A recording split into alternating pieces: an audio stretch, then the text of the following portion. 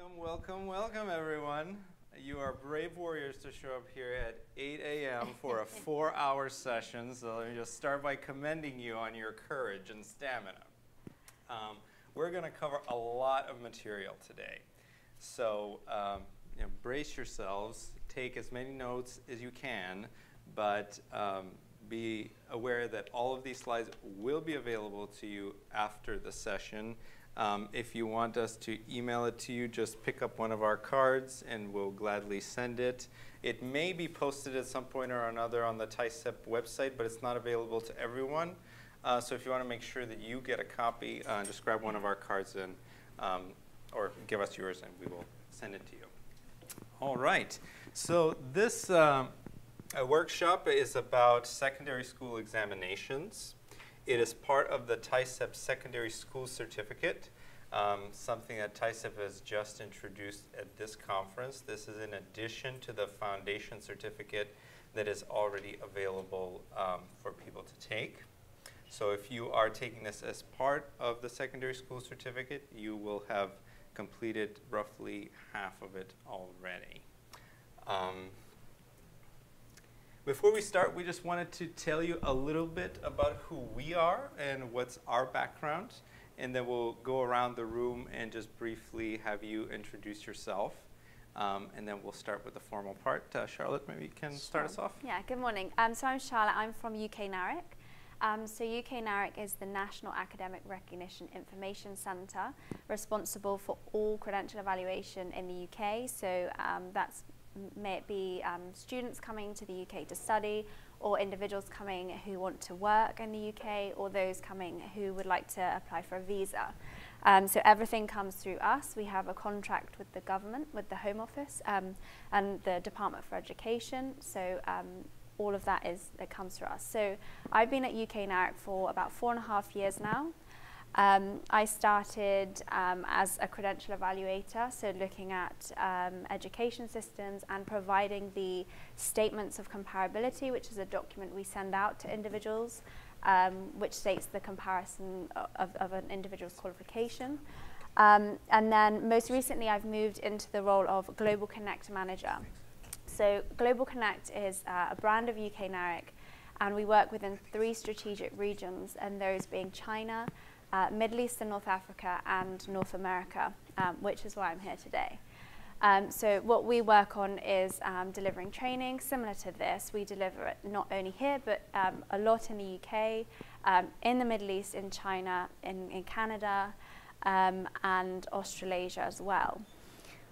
We also look at building partnerships between institutions. So institutions like yourselves that want to partner with UK universities, but also institutions that want to partner with institutions in the Middle East or in China. So they may be partnerships where you would have sort of like a 3+1 study. So students may study 3 years at your institution and then 1 year at another institution, or 2+2, or any kind of structure that works well for you.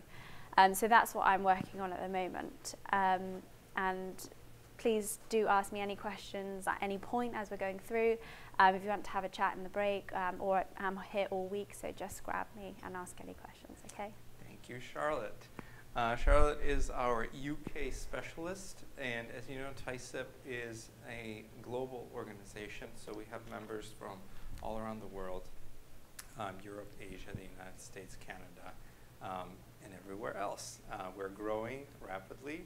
So our perspectives on credential evaluation are varied. What we're going to present to you today is a combination of general information that is applicable in all settings. But also, we want to let you know that credential evaluation, like any other profession, does not exist in a vacuum.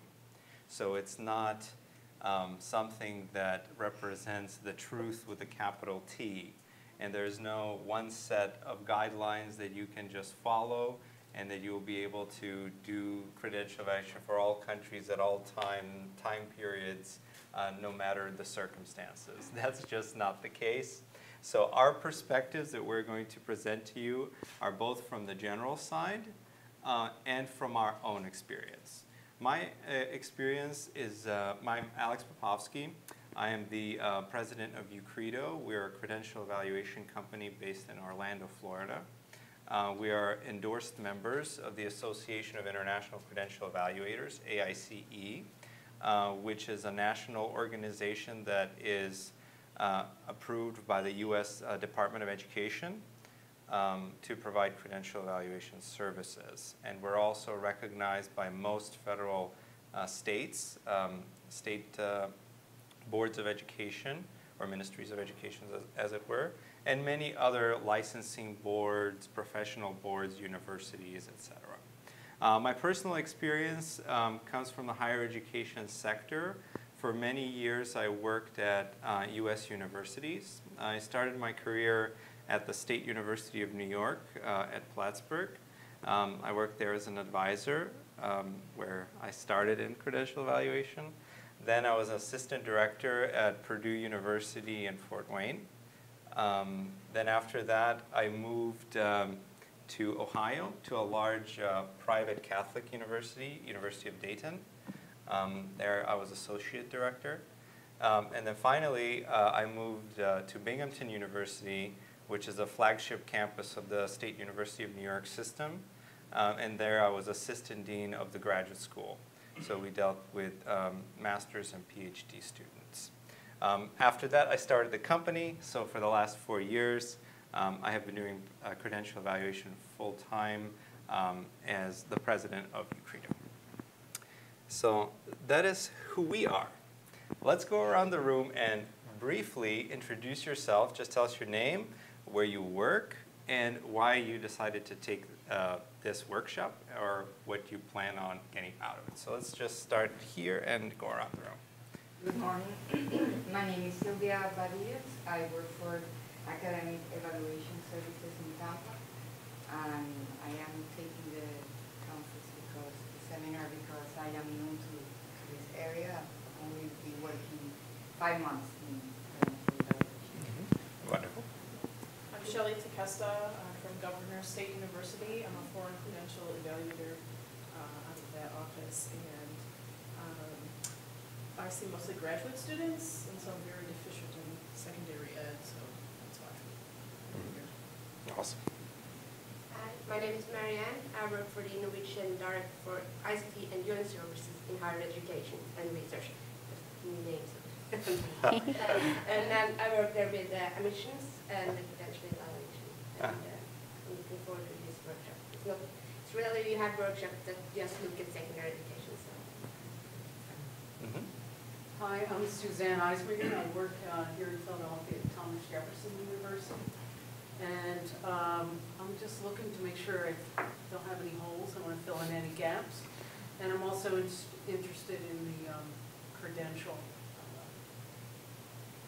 evaluation licensure that TAICEP is promoting. Okay. Hello, my name is Anne Ulrich. I'm working in the admissions office of ETH Zurich. It's the Technical University of Zurich in Switzerland. And I'm here to gather more experience about credential evaluation. Hi, I'm Heather Kissinger. I work at University of Maryland, College Park Graduate School. I also deal mostly with graduate students, but it's always nice to know about what comes before the undergrad, that there are some details. I'm Joanne Infante. I'm from Purdue University Northwest, and I'm the manager of international admissions and sponsored students. And I'm here for more info. Welcome, That's fellow good, yeah. Purdue person. And I'm Anka Matijevich. I'm the director for international admissions at Purdue University Northwest also. And this is an area, these types of credentials, I'm looking forward to have more information. I'm Amelie Nuance. I'm from the Swedish Council for Higher Education, the Swedish State Agency. I work exclusively with secondary credentials, so that's all. Good morning. My name is Juan Jimenez. I started out with the New Jersey Department of Education, first as a teacher, then as a guidance counselor, and the last 11 years working with transcripts from foreign students in the same New Jersey Department of Education. I retired from that job January 1st, 2016, after a lot of years. And now I have my own company. I do foreign academic credential evaluations. I'm on page 23 of the booklet. And I just like to feel that this is something different. I want to get involved, and then we'll see what's out there. Awesome. Great. Welcome. I'm Shankar Manshami. I'm the management company called Actors, back of the flyer. I'm here to see, go to as many conferences as possible to make sure that we take things going on. Hi, my name is Mani from University of Montreal, Canada. And I'm working at admission office for international students, so I'm here for more information about secondary. My name is Sydney. I work for Span Tran, the evaluation company. I work on a contract that does exclusively secondary credentials, so I'm here filling in the gaps, just making sure I'm updated. All right, Mac. I'm Karen, and I am the owner of One Earth International Credential Evaluations in Madison, Wisconsin. And I completed the foundation certificate program, so I'm going to work on this. Great. I'm Ellie. I'm from Indiana University in the International Admissions Office. And I'm here because we see a lot of different examination type things coming in, so I'm always learning about them. Good morning, I'm Megan. I'm also from the University of Maryland at College Park, graduate school. And yeah, here too, we deal with graduate applicants, so it's good to know more about what happens before undergraduate study, especially when you see undergraduate flights. We will address that particular issue later. Yeah. I'm Yuzu Gawara from NIAD QE in Tokyo, Japan. We are an accreditation body, but the government assigned us for a nationwide research on credential evaluators in Japan. So I'm here today to know more about credential evaluation. I'm Caitlin Smith. I'm from the University of Arkansas. I work at the International Admissions Office at the graduate school, and again, here for obvious reasons. I see more graduate applicants than I do undergraduate applicants who have their secondary credentials. And honestly, I find the secondary credentials a little bit more confusing than graduate. I was told when I came in that wouldn't be the case, and I'm like, oh, this is the case. So I'm here to again fill in my gaps of knowledge as well, and hopefully get some information. I'm Sarah Hewlin, and I'm with Indiana University Office of Financial Services. I work with Valley, a feet away from her. I see a fair number of undergrad, secondary school documents, and I'm always looking to fill in my academic gaps. I'm Tabby Puckett. I work with Into at Marshall University in West Virginia, and I'm a credential evaluator, one of the two of us. He'll be joining later, he's flying. So, and I'm here to work on the certificate and fill in any holes. My name is Maria, and I'm the senior evaluator at International Education Evaluations in Charlotte, North Carolina. I'm working towards the TAICEP second year. Awesome. Great. Lovely to have you all here. Welcome all, and I'm very glad that we have a good distribution of all types of credential evaluators, one working at higher education institutions, at private evaluation agencies, at state ministries or departments.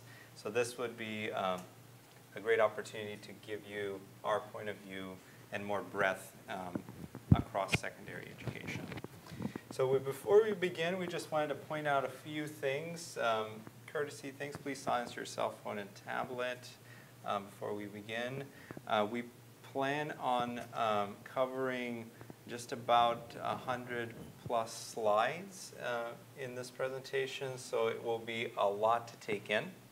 So we will go up until 10:15, and then there will be a 15-minute break with refreshments. If you need to leave before then, please do so discreetly.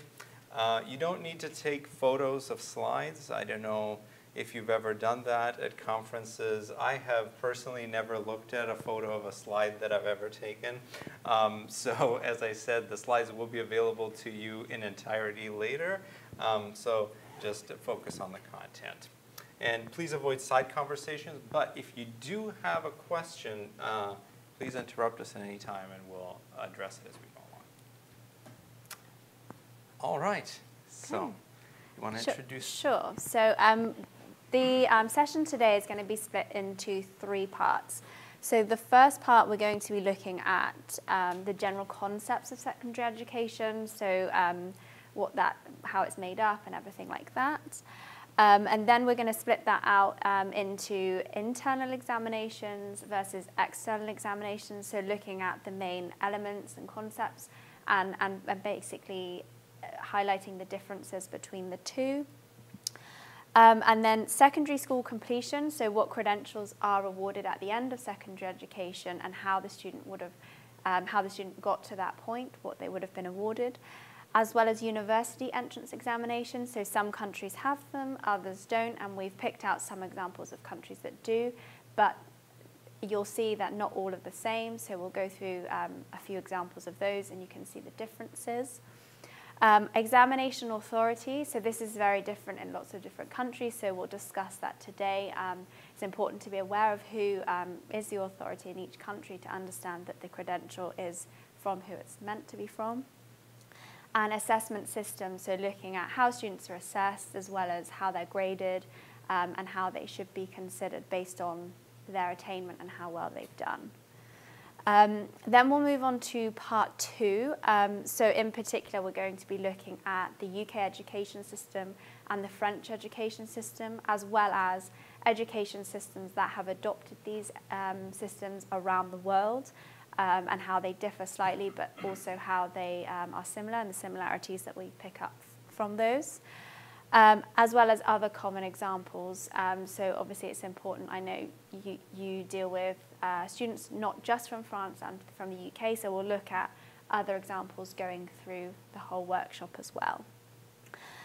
Then in part 3, so to make sure you've all been listening, we'll have sort of a practical sort of quiz, as well as questions and answers, but as Alex said, please do ask any questions as you're going along, because sometimes I know you think of a great question and then by the end of the session you've forgotten about it. So yeah, please raise your hand or interrupt us, or if you write your question down and grab us at the break, we can go through that with you.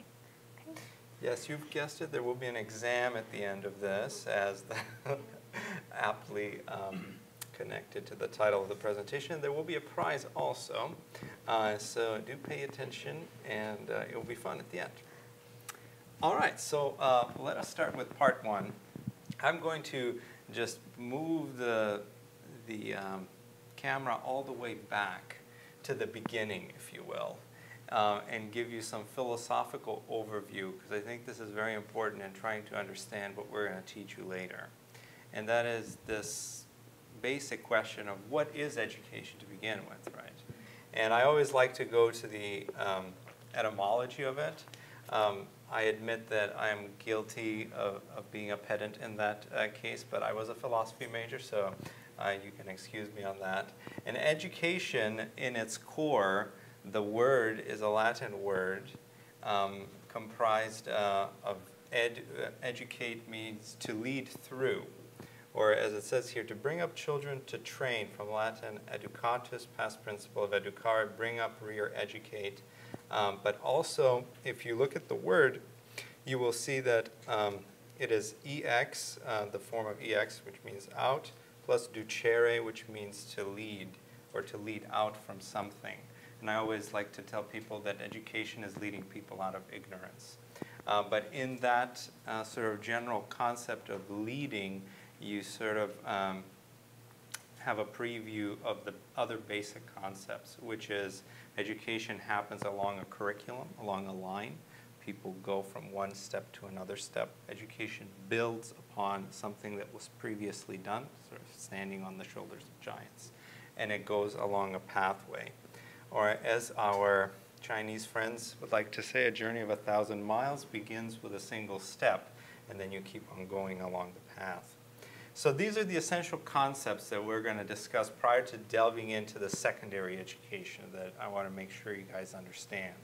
So as I had prefaced earlier, education is about structure. There are levels. It's about ladder. It's sequential. It's one after the other, although sometimes you can go sideways. Sometimes you can fall back, but you can always go up. There are grading scales, and they differ across countries. Grading scales are there to determine level of achievement. And then there are standardized exams, which will be the focus of our session today. But we will also mention other types of assessment just to give you a more complete picture.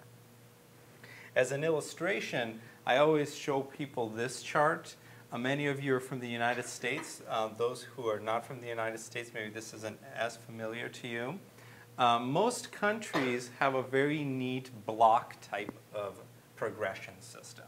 So in the presentation, you will find several slides where we mention this system follows the 6 + 3 + 3 pattern. So what we mean by that is it's 6 years of primary education, 3 years of lower secondary, 3 years of upper secondary, and then there's some sort of assessment, and then they go to university. The US system also follows that kind of path, but there are many variations and many ways to get to the same place. So as you see here, elementary or primary education in the United States differs according to the state.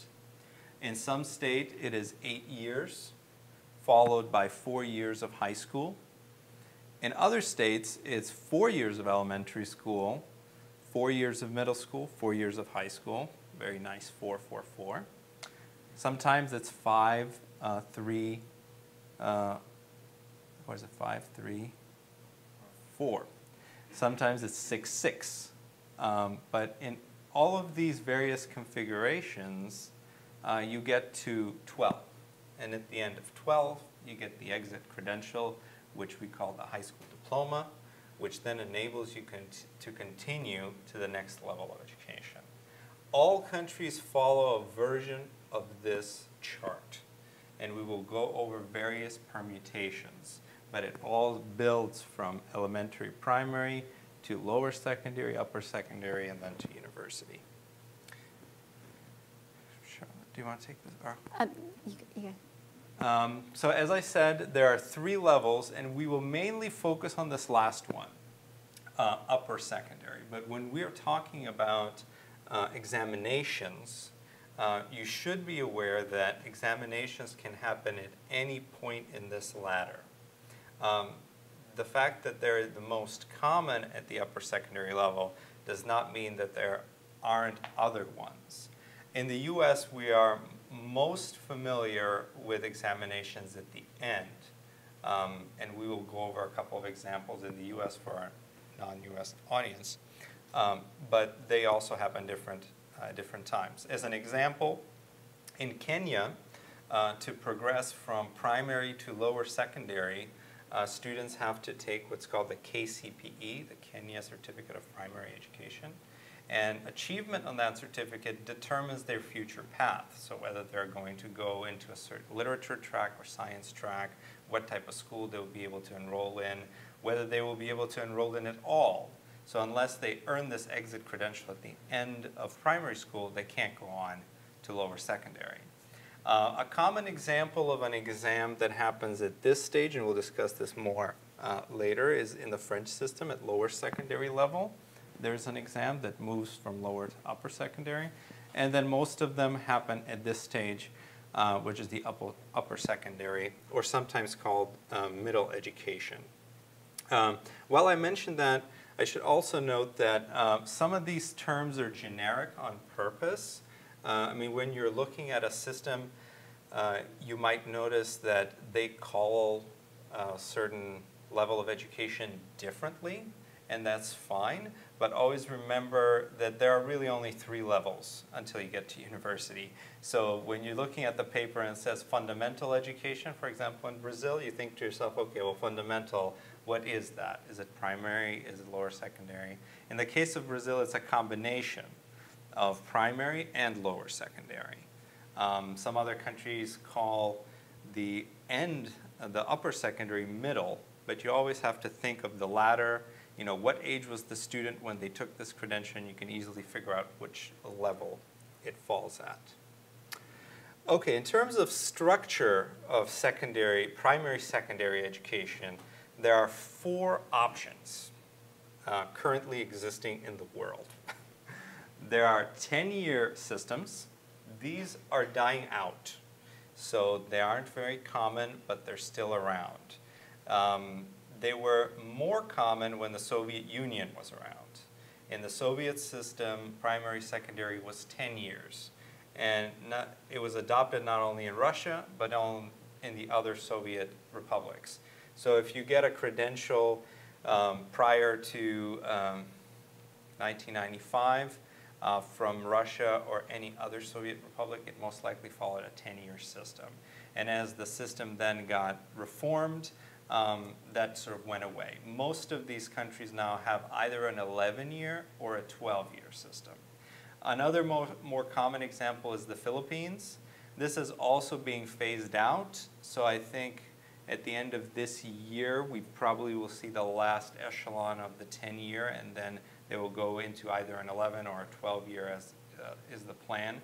But as credential evaluators, we see documents from all different time periods, so you should be aware that they exist. And then how you treat them is another matter. At UCREDA, we view secondary education as a benchmark or no benchmark. So even if they studied for 10 years and they earned an exit credential that qualifies them to go to university, we recognize that as equivalent to a high school diploma, even though in terms of years it is not equivalent because we study 12, they study 10. The other most common is 11 years. I've put down some examples there. Venezuela and Brazil are examples, but in Latin America there are others. And commonly, this is a 6-3-2 system, 6 primary, 3 lower secondary, 2 upper secondary. Or in the case of Brazil, which is also moving to a 12-year system, it's 8 plus 3, 8 years of fundamental education, 3 years of secondary. The most common one, as you can surmise, is the 12 years of primary secondary. And here are some common examples. India, Pakistan, Bangladesh, Nepal. They all have 8 plus 2 plus 2. Saudi Arabia has a system similar to the one in the United States. They have a 6 plus 3 plus 3, or at least one of the permutations that we discussed. And then there are 13-year systems, and we're going to discuss those in more detail because that's where a lot of the examinations happen. Most common examples are the United Kingdom and countries that follow that system, and Italy, where you have a 5-3-5. Although there are discussions even in Italy to scale this back to a 12, but currently the system is 13 years long. If I may, is Germany's phasing the 13 years out, right? That is a great question. Yes, Germany used to have a 13-year system, and we're going to talk about Germany in part 2, where they had their Abitur, their exit qualification, after 13 years of primary secondary. In all but 2 federal states in Germany, they call them Länder, this is phased out. So the primary secondary is 12 years in Germany. But you may still see 13-year credentials coming out from there, either currently issued or issued before. Maybe, Charlotte, can you introduce us to this concept of school year? Sure. Oh, sorry. Sorry. Quick question. What do you do when you see a certificate from, let's say, Pakistan, a secondary, and you look at the courses and have chemistry, physics, biology, which are upper secondary. But Pakistan secondary is like 10th grade. It's not higher secondary. What do you do? Every once in a while I get those, and I have a dilemma. Should I give it 10th grade or secondary? But at the same time, how high can they go in those courses? And it really, really boggles my mind. And I hate to give them a high school because eventually he's going to go to a department, he's going to go somewhere where they're going to examine what I do, and they can get back and say, well, it's a secondary. Why would you give them a high school? Well, in the case of Pakistan, they follow 8 plus 2 plus 2. So they have a 2-tier secondary system. At the end of 2 years, students sit for the secondary school certificate examination, sometimes there could be subjects, like you mentioned, that sound like they are at a higher level, but we would treat that as end of 10th grade, so equivalent to 10th grade, and then they continue on. Because to go to university in Pakistan, they must do the higher secondary, which is the last 2 years. So regardless of the coursework that they took in terms of equivalence, we would treat that the same. Yeah, similarly, at UK NARIC, we wouldn't assess the 10th grade of Pakistani qualification, so the lower secondary, we would only assess or provide a comparison for the 12th, completion of the 12th year.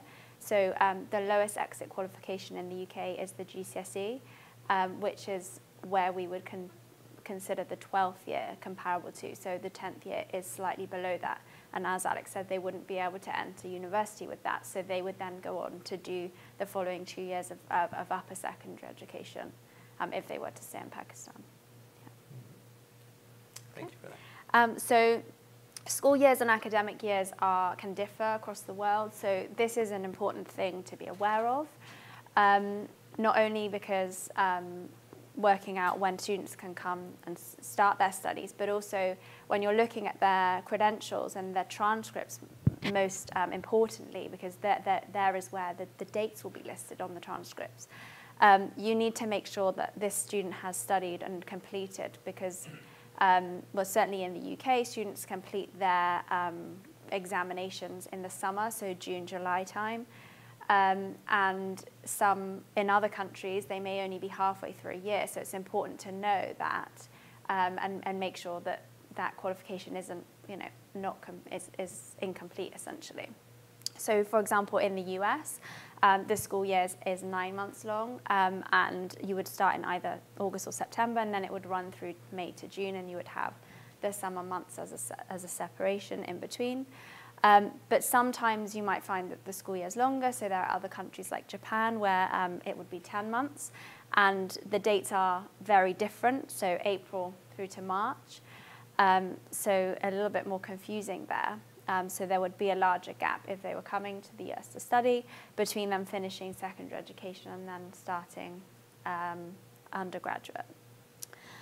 In the Southern Hemisphere, it's slightly different. So they would run from, for example, in Peru, other Latin American countries as well, from April through to December.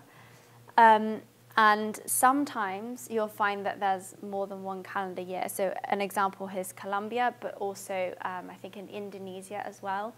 The calendar year can differ at certain levels of education. So there may be, at secondary education, it may run from 1 month to another.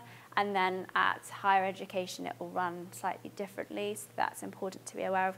So the example here would be calendar A from the beginning of the year through to November. And calendar B, more similar to what you know here, so August or September through to June. And as I said, it's always important to know the dates, because more often than not, examinations are taken at the end of the year, but we will go through some examples where there is continual assessment throughout the year. And also when you're waiting for student results, sometimes you need to know that there may be a delay after they've taken the examination. So to be aware of when the examination was taken and how long those results are likely to take to be published for the student.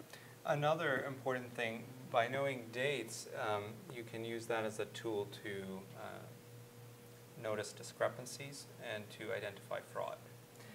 Fraud at the secondary level does happen. It's more prevalent at the post-secondary level, but you see sometimes fraudulent credentials submitted at this level as well. And knowing the timeline very well can help you identify those discrepancies. You know, if an exam was to be taken in June and the student submitted something that's dated March, it's probably an issue unless there was some extraordinary circumstance, but then you need to follow up on that and find out what happened. So it's important to know dates.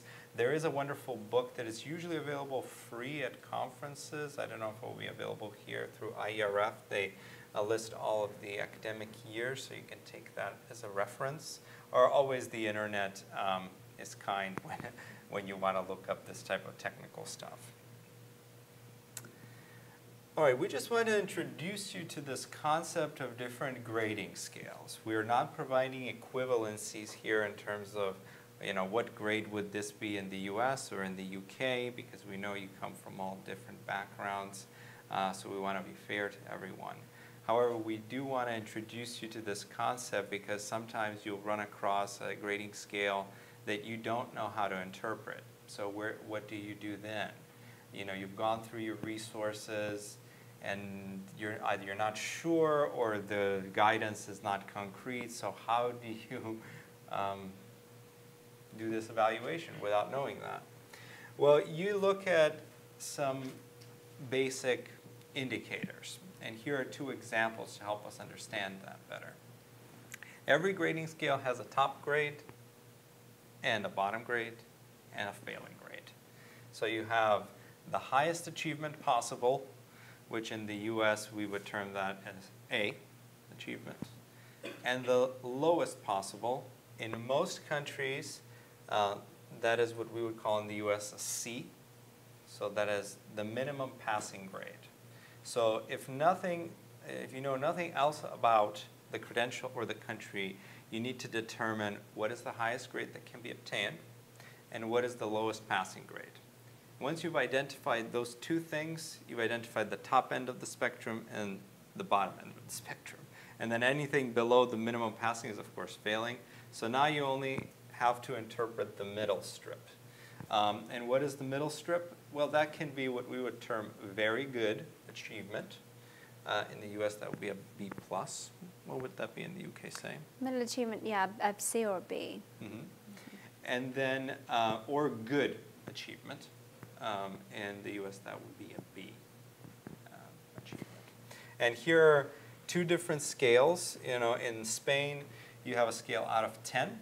So they call their top grade sobresaliente, which in translation means outstanding, excellent.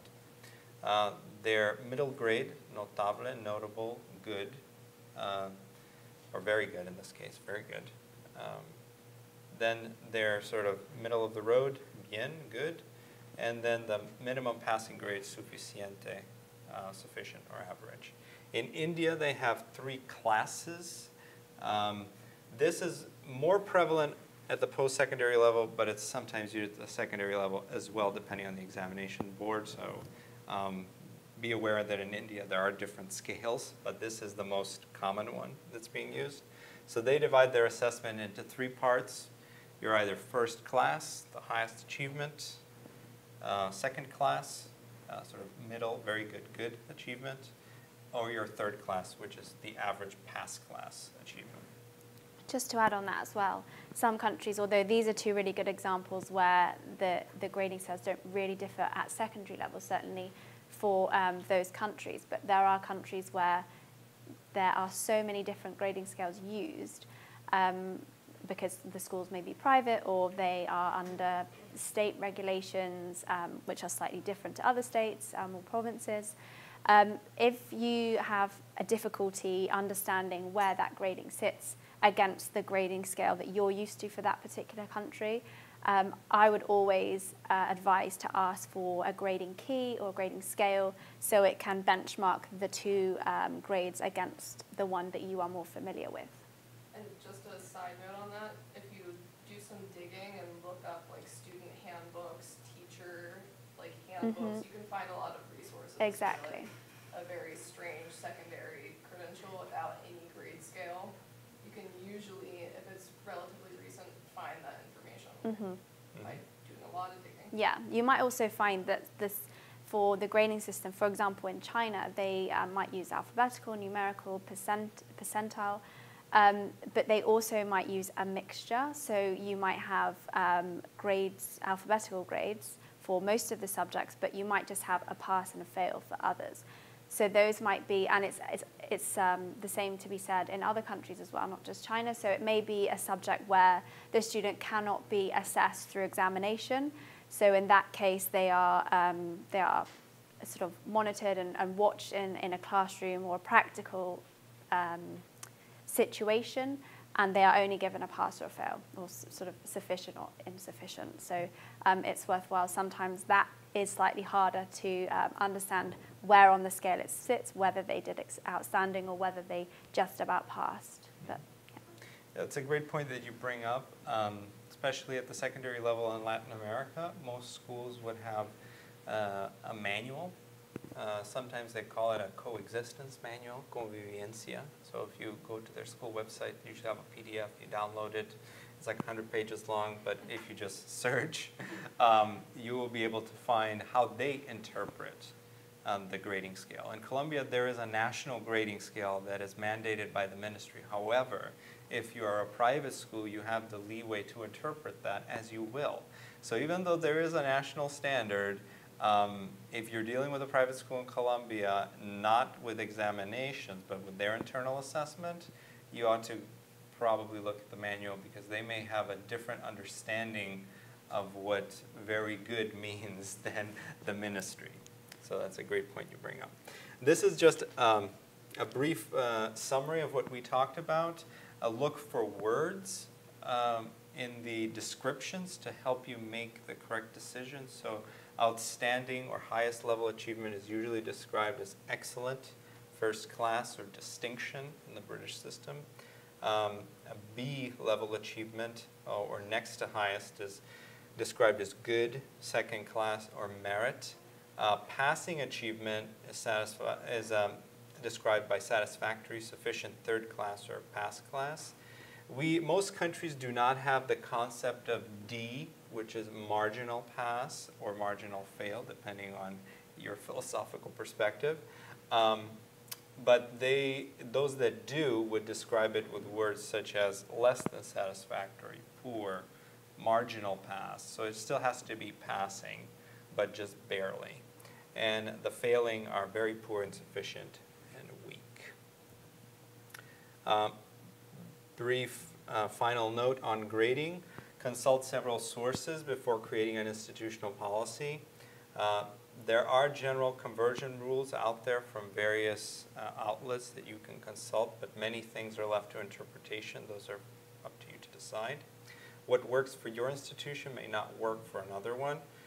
So when you're looking up the concordance tables online, just keep that in mind, because every concordance table has a bias. A bias maybe in a positive sense, the background of the person who created that concordance table or the values of that institution.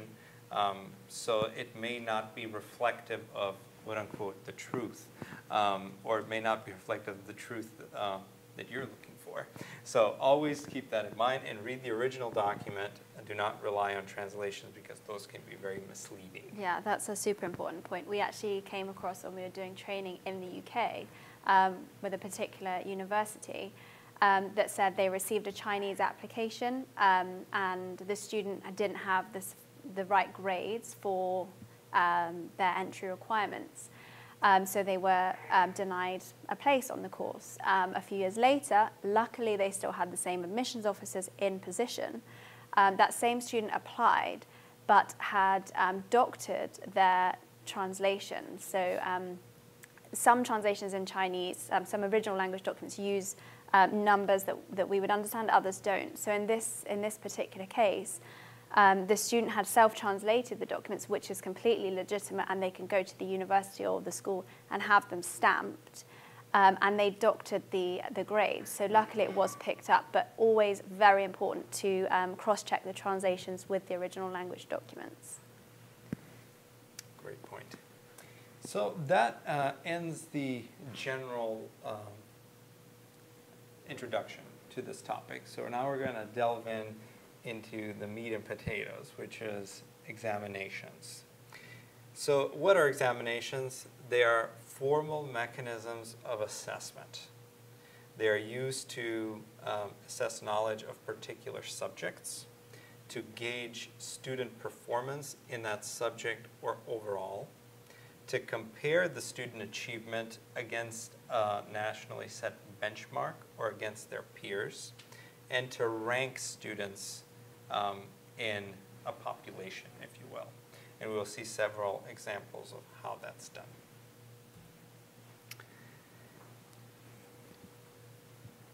So there are two examination types that we will be looking at today. Primarily, as Charlotte said, we'll look at external examinations.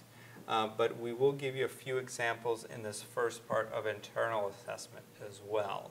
Because in many cases, that is important too, and it can be used in conjunction with external examinations to determine admissibility or eligibility for admission, mainly. So what's the main difference between internal and external? Internal examinations are written and administered by the school, whereas external examinations, as the name suggests, are written and administered by independent bodies, not connected to the school. In most countries, that is the Ministry of Education or a department under the Ministry of Education. In some instances, such as in the UK, these are independent boards that are licensed by the ministry through a department to offer qualifications. So the school is not involved in the writing of the exam or in the assessing of the exam. Internal examinations are usually at the end of a continuous assessment period. So students are assessed throughout the year and then they take an examination. And sometimes the examination points are either cumulative, so the achievement of the student in class and projects, etc., plus the examination, something that we do in the United States. So the final grade is always a composite of not just exams, but other classroom work. Or sometimes it's just the exam. So everything that the student did prior to the exam certainly doesn't matter. They could have been a poor student, but they were an excellent test taker. They took the exam, they did well, and that's what counts. External examinations, unlike that, they are not continuous. They're taken at specific times. As Charlotte had mentioned, it's very important to know when those times are depending on the country. And they do represent achievement at a point in time. So they are in that sense less reliable than internal examinations because, you know, if the student had a particularly bad day that day, they had a headache and they bombed the exam, but that's not indicative of their quality. They can come back tomorrow, retake it, or, you know, the next session and do better. So always keep that in mind. But in one sense, they are more reliable because they can be compared across schools. So unlike internal examinations, which cannot be compared to any other school because those are the standards of the school, and there's no way for you to determine what the particular standards were at that school at that time. But with external examinations, you most definitely can make those comparisons, not just between schools, but between students, and rank them. So that's the great advantage of external examinations. We'll give you one example of a country that uses both systems, and that's India. India most commonly uses external examinations, and we will discuss those in more detail in part 2. But they also use internal assessment as well. The most common example is if you get a student who is applying for bachelor level admission and they're applying early in their 12th year, that student would not have completed the exit credential required in India, and that is the higher secondary certificate. But they will have completed by that point the secondary school certificate, which is an exam taken after the 10th grade, and they will have completed the 11th grade in their school.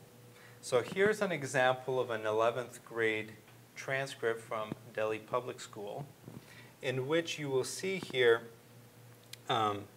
examinations, final term examinations. They list the maximum marks, the mean. This is important. They actually go a step further, so they give you sort of the mean achievement of students in that class, so you can rank the student against the peers. They divide their exams in theory and practical, so you have 2 marks there that are composite, and you have aggregate marks, and then they do a letter grade as well as a percentage. So based on what we had discussed previously regarding Indian grading, how would you rank this student in mathematics? And that is, let's see. Can everyone see okay? So it's this one here. So maximum marks 100. Subject mean 72.48. It was just theory, no practical, which they obtained a 66. Class test 20%, so 18.8. The total aggregate 71.6, and the effort grade a C. Mm-hmm. So even though this student did not have a lot of effort, they seem to have done well, would you say? Or how would you rank this student? First class, second, or third class? First class, yes. This student, despite having some deficiencies in effort, maybe they didn't go to class or what have you, but they did very well on the exam, so we would consider the student a first class student as well. Okay, here's another example. This is the French transcript. I'll show you the English. It's easier to read. In Morocco as well, you have a situation where there is external examinations. That's the baccalauréat. We'll discuss that more in detail. But you also have continuous assessment. They call that, if you see here on the top, it says contrôle continu. Literal translation, continuous control or continuous assessment. So the school assesses the student as they go along, and they do that by means of examinations. So you see here marks for examinations of semester 1, semester 2 in the common curriculum, tronc commun there on the top. You see first and second year of the baccalaureate, internal. And here on the right-hand side, you see standardized examinations. In Morocco, they use two types of external examinations, regional, which are these, and then national, which are these. And the final is a composite of all of those, continuous control, regional, and national. Here's the English version, but I've already explained kind of everything, so we might just conclude. So the internal examinations in Morocco, the conclusions are there's common core and baccalaureate subjects. The baccalaureate subjects are determined by the track. I didn't discuss this in the slide, but there are several tracks that students can take in upper secondary in Morocco. They can take a literature track, science track, and that will always be listed there. The examinations are carried out during each semester of study. The average is calculated every semester and annually, so if you want to see progression over time in Morocco, you can. Internal assessment used to progress to the next year, and the external examinations are conducted at the regional and the national level. Okay. Those were internal examinations. Did anyone have questions about that, or should we proceed to externals? Excellent. Well, I oh, have go a ahead. quick one. For Morocco, would you include the external in your evaluation? Or what do they require from university access? Good question. In Morocco, to access university, you need to pass the baccalaureate examination and attain the diplôme de baccalauréat, or sometimes it's called diplôme d'enseignement secondaire, diploma of secondary education, and you are awarded that after you pass the baccalaureate examinations, the national ones. So in terms of assessment, it is really up to you. What we do at the Credential Evaluation Company is we look at external examinations only, but we understand that it's maybe good to look at the other ones as well. So if you come across a transcript, which was that, I'll show you the actual report of the examination. It looks very different than that.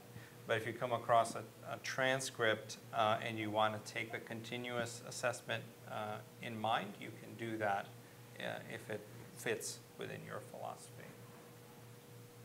But we look at the external from a simple standpoint that they are standard and can be compared. So when we issue the report and say, okay, this is a student that has an outstanding average, the recipient can then compare that to somebody else with maybe a good average and make a judgment on the quality.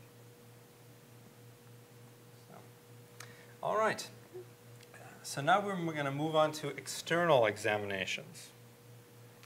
External examinations are designed to lessen the variation in grading practices across schools. We discussed this. This is kind of the statistical argument that independent boards give you to say, why should you use our exam versus do your exam? Because they do studies to see how various students in different settings performed on the exams, and then they tailored the questions, and that is done specifically to reduce variability. Curricula and grading practices are developed by an external body, said most commonly Ministry of Education or an independent board. The assessment is based on a standard measure of achievement, so there's no differences in grading scale or interpretation. They will be the same.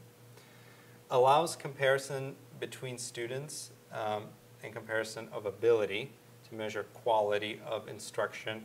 I'm sure many of you have seen, a transcript from one school, and it shows exceptional school grades, and then you look at the exam and it doesn't show exceptional performance. So then you begin to question, okay, is this a good school? How do I compare it to another school? In the admission world, after experience, you learn what the good schools are, and sometimes mentally you favor those students in a way. Because you make up for the lack of standard measurement by saying, okay, this is a good school, and therefore the students studying there and that curriculum are also good. You don't have to do that with external examinations, because that's what the independent body does in adjusting the exam. They may be used to determine track in the next level of education. They may be required to complete an educational level, or they may provide pathway to higher education. We will look at all three possibilities in the examples ahead.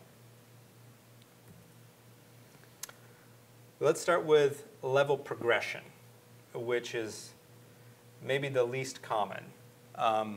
This is the one, remember how I told you sometimes to go from primary to lower secondary, from lower secondary to upper secondary. They need to pass an exam. So that's the level progression examination.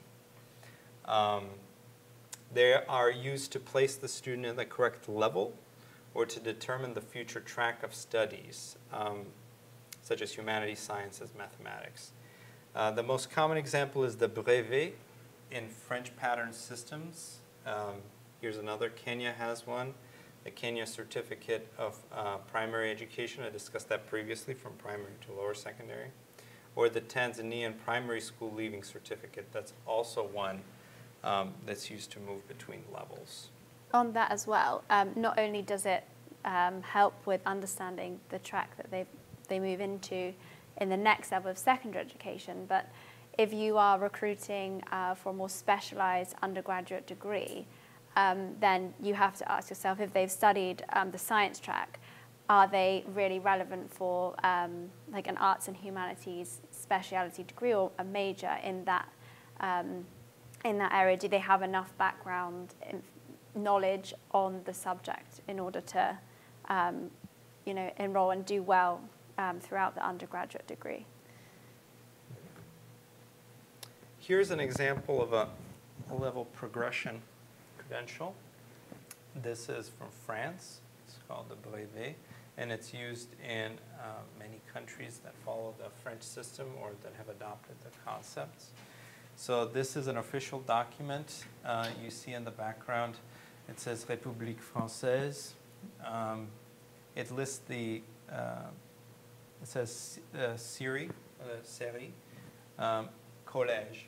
That tells you that this credential was earned in lower secondary. In France, the lower secondary schools are called, in the literal translation, colleges, but they are not colleges the way that we think of them.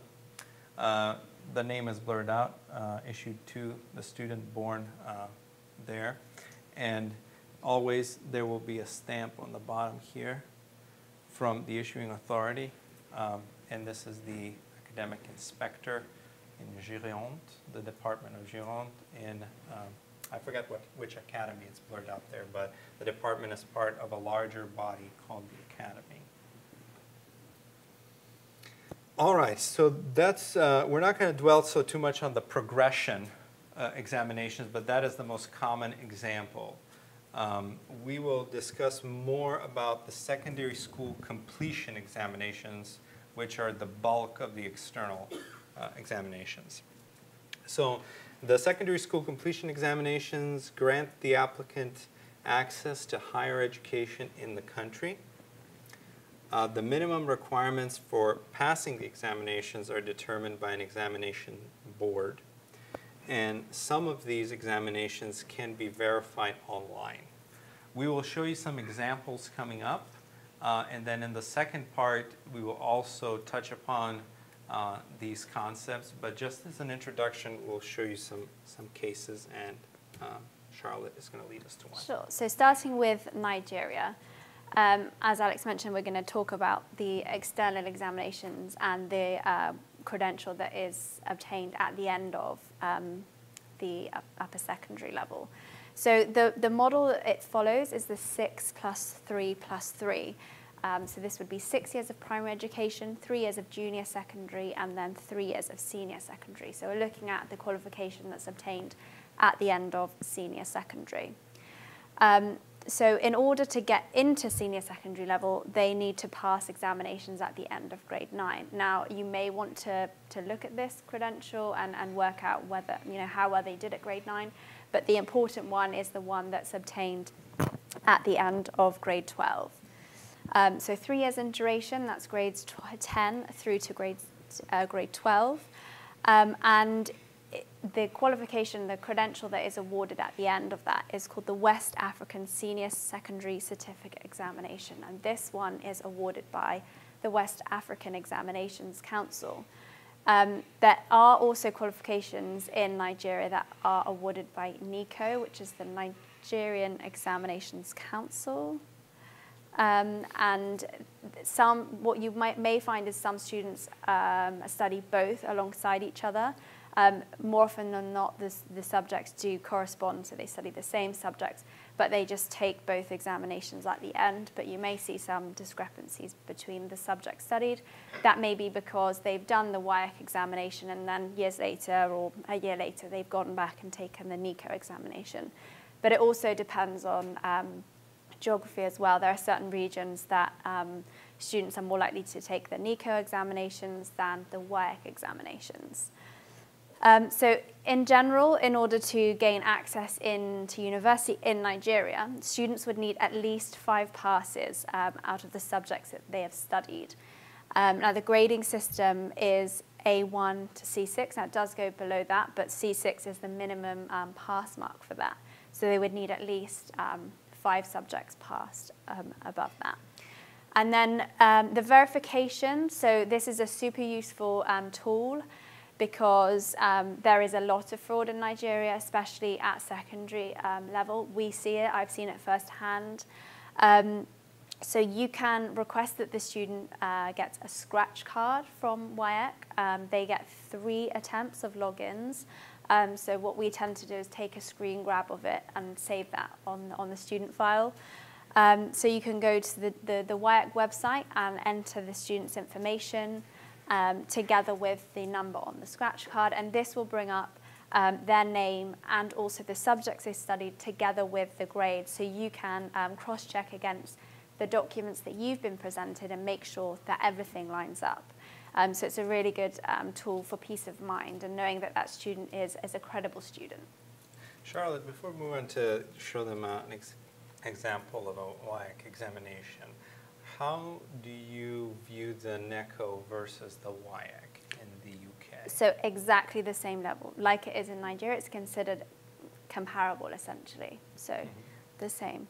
Go ahead. Is there a reason someone would opt to take NECO versus WIAC? It tends to be a geographical reason. So I think, if I'm not wrong, it's in the north of Nigeria that they, it's more common that they would take it there. I think it would probably come down to the school that they've attended rather than their personal choice, essentially.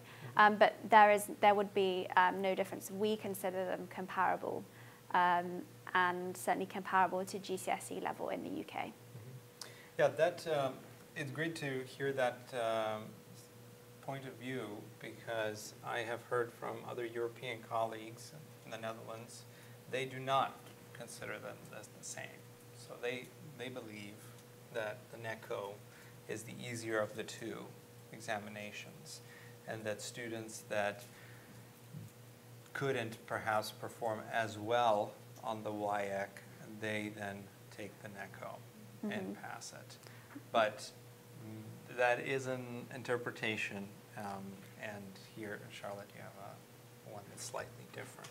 Right, yeah, I've always wondered that. We see people, they'll do WIAC 2-3 times, then NECO, go back to WIAC. So that's always interesting, like why It's true, yeah, some people do have, you know, they take various attempts, so they have a whole bunch of certificates. So. Karen? Do you want to speak a little bit to the two different examinations and examinations? Yes, we will do that in the next slide. Yes, we will. Great segue, so we're going to do that right now. So here's an example of the final certificate. So we would recommend strongly, in this case for Nigeria, to request the final certificate. But as I said, if they aren't able to present the final certificate and they just have a transcript, then you would always verify that online where possible. So information here, you've got the examination board and the title of the credential that's awarded. In the center there, you've got the date that the student sat the examination. So as mentioned, there are 2 different examination sessions, and this depends on the type of student. So they may be a school candidate, so they're attending a public school, or they may be a private candidate, where they're attending a private school. So for school candidates, they would be taking the examination in June, and for private candidates, or in May, and for private candidates, they would be taking it in October or November. So important to see the difference there, because you might think, oh, hang on, this doesn't match up with what we normally see. We normally see June, and it's been taken in November, but that's completely fine. That would just be a private candidate. So the West African Examinations Council is an example of a cross-border education body authority. So they operate in 5 West African countries.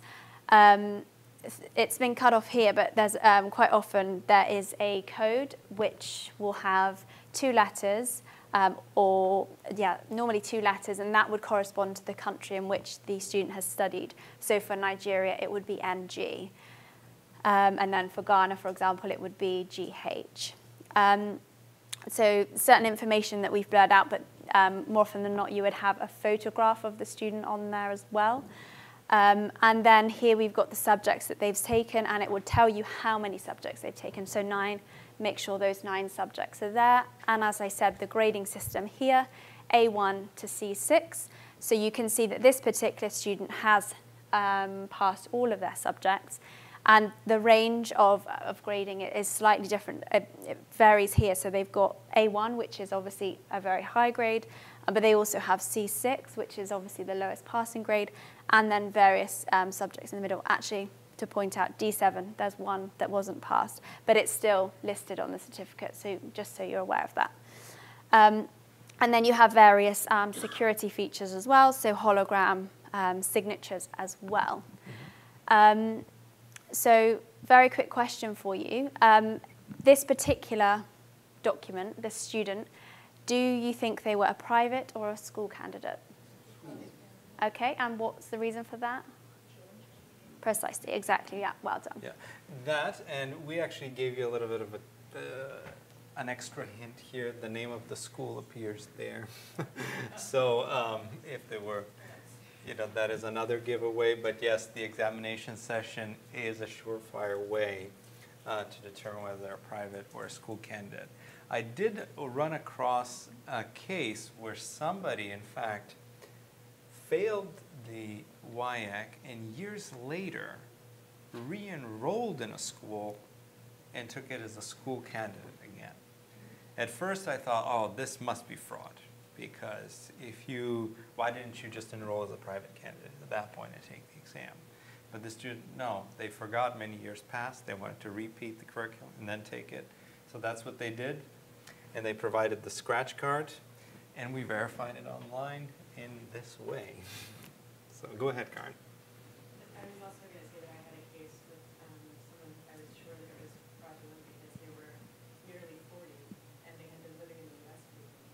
And they went back and did the private, so the November session. So that's also for students that when you're either failing or okay, go to work, almost like taking a GED instead of going back and but that would always be the fall for November cycle. Mhm. Looking and saving time crunch and catch up with this, students like Yeah, it's a great example. Mm. And this is how the verified results look like. WIAC has decided to be generous, so now they give you 5 attempts to verify. I just had one the other day. You had said 3, but Yeah, they had so upped yeah, it. okay, that's they good. Said, That's they good. said Yeah. 5, so you can. And this is important because obviously the scratch card costs money, so you don't want to go there and frivolously be checking results. And when you do check it, do take a print screen of it like this, or print it and then scan it for your records, because you might not be able to check it again. Yeah, So there are security features that you can match up as well. So examination number, obviously the candidate name, the date in which they took the examination, the school, and the grades as well. So lots to check. So would you say this student is qualified to enter university in Nigeria? Yes. And why would you say that? More than 5 passes. Yep. Exactly. Yep. They have 8 passes according to this, with 1 failed, which is literature in English, but they had done well in other subjects. So we would consider this student to have the equivalent of the U.S. exit credential, which is the high school diploma. Okay, here's an example of an external examination in Latin America. Oh, you had a question, Karen? Oh. One more quick comment that even if you get an official WIAC certificate, it's always important, I think, to verify it because the WIAC results don't get grades, only the results track does. So you won't see any failed examinations on the certificate. You can see if you verify it. Yeah. If you can verify it, you should. Always do, yeah. I always, yeah. Yes. There's not an exception. We're not going to talk a lot about Latin America in this presentation, but I did want to give you some examples because a lot of the systems there are similar. So once you've seen one and how it operates, you can use it as sort of a starting point in your understanding of other systems. And I wanted to share with you one from Ecuador. They follow the 6-3-3 model, 6 years of primary education, estudios primarios, 3 years of lower secondary. They call that ciclo básico, basic cycle, and 3 years of upper secondary, the bachillerato or the ciclo diversificado. They use that term diversified cycle also in Brazil. So if you see that wording, it almost always refers to upper secondary education because they divide their system into a common core and diversified, meaning kind of a mixture of elective and advanced subjects. The students are eligible for graduation after completing 3 years of upper secondary and passing graduation examinations. The successful candidates are awarded the título de bachiller, which is baccalaureate title or baccalaureate degree. If you are dealing with Latin American credentials and they give you translations, a lot of the time this is translated as bachelor's degree, which is very misleading. Yeah. Of course, literally it can be translated like that because bachiller literally means bachelor. But given the way that we use the term bachelor in the US and in the UK, that is misleading in a sense that it leads you to think this is higher education, and it's not. Mm-hmm. So if you see that as a translation error, you can either retranslate it yourself in your mind and continue on, or request the student to give you another translation because that is certainly incorrect in this context. There is one Latin American country, and I can't remember off the top of my head, Yes. that has bachiller actually as an undergraduate qualification, so just be aware of that. It's not every single Latin American country, and I can't remember which one it is, but I can find out. And sorry? Nicaragua? Quite possibly, yeah, but I'll double check that. Nicaragua or Yeah. Honduras. Something, Yeah, there's there is definitely one. one. Mm. Yes, they uses the term bachiller to refer to a post-secondary credential. But most of the time, the term bachiller is a secondary school graduate. I don't want to speculate, but we can check that and let you know to be on the safe side. So this is how their exit credential looks like, the transcript, and I'll show you the diploma in a little bit. On the top, it has the coat of arms of Ecuador, and it says Acta de Grado, graduation certificate. In Ecuador, they also have 2 calendars. Remember how we talked about calendars in Colombia? Well, they have also differences in Ecuador. And you can tell that on the top there, on the furthest left, it says Régimen Escolar Costa. That translates to school regime or school system.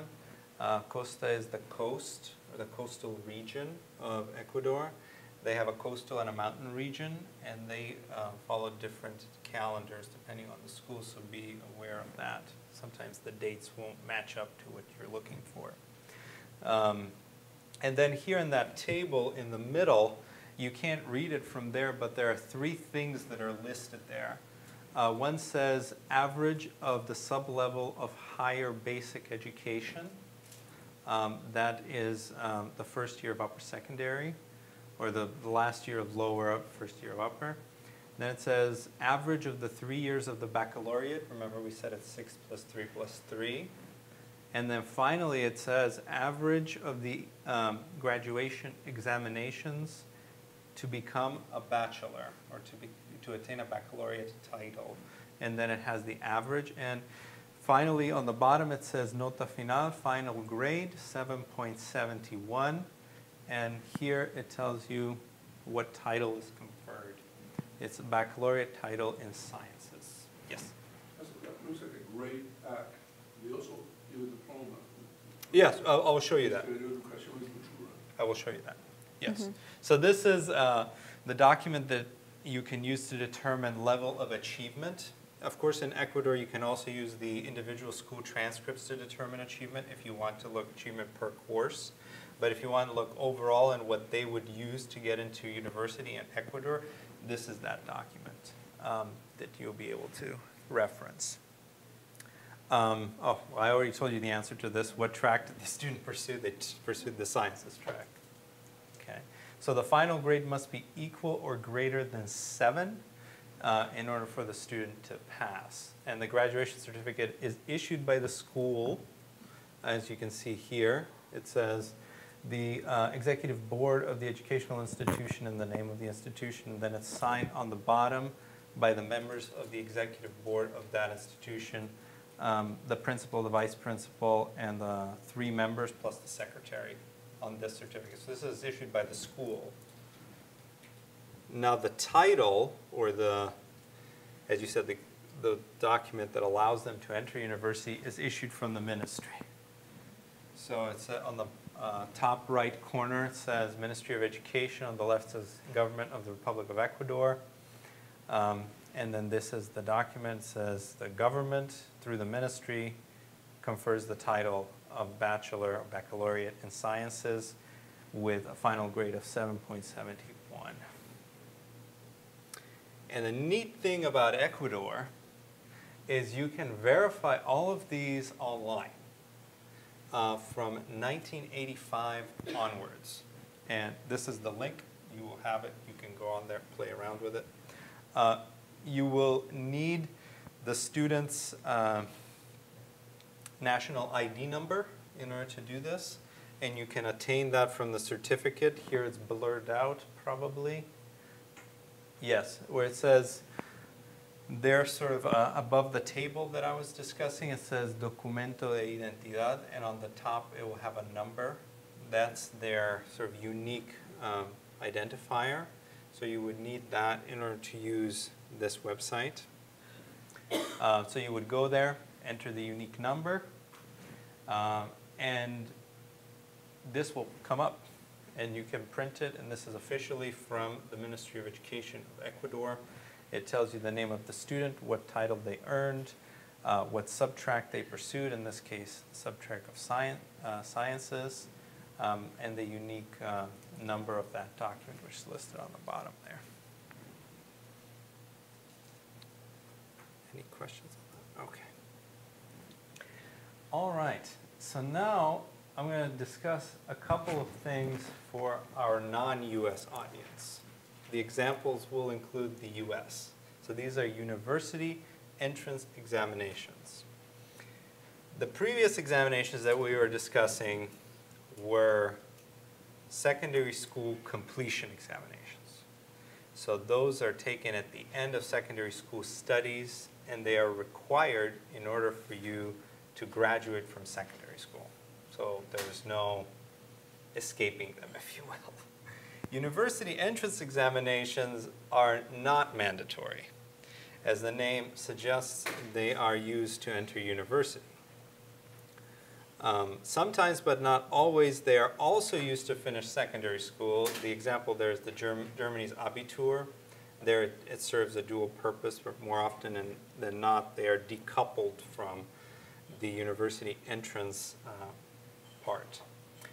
In many cases, there's no pass-fail option, so the score is given as just a raw score compared to a benchmark, and there's no way for you to fail it. There's just a way for you to get a very poor score, which is not the case in the secondary leaving examinations, where you can most definitely fail. The points on the examination, along with the achievement in secondary school, are determining factors in the university selection process, and there may be more than one examination option. I will discuss this briefly, what we do in the U.S. with the ACT and SAT. Those are two most commonly used exams to enter university. On the penultimate point, that the achievement in these entrance examinations is often used in combination with other things. That's used in countries that have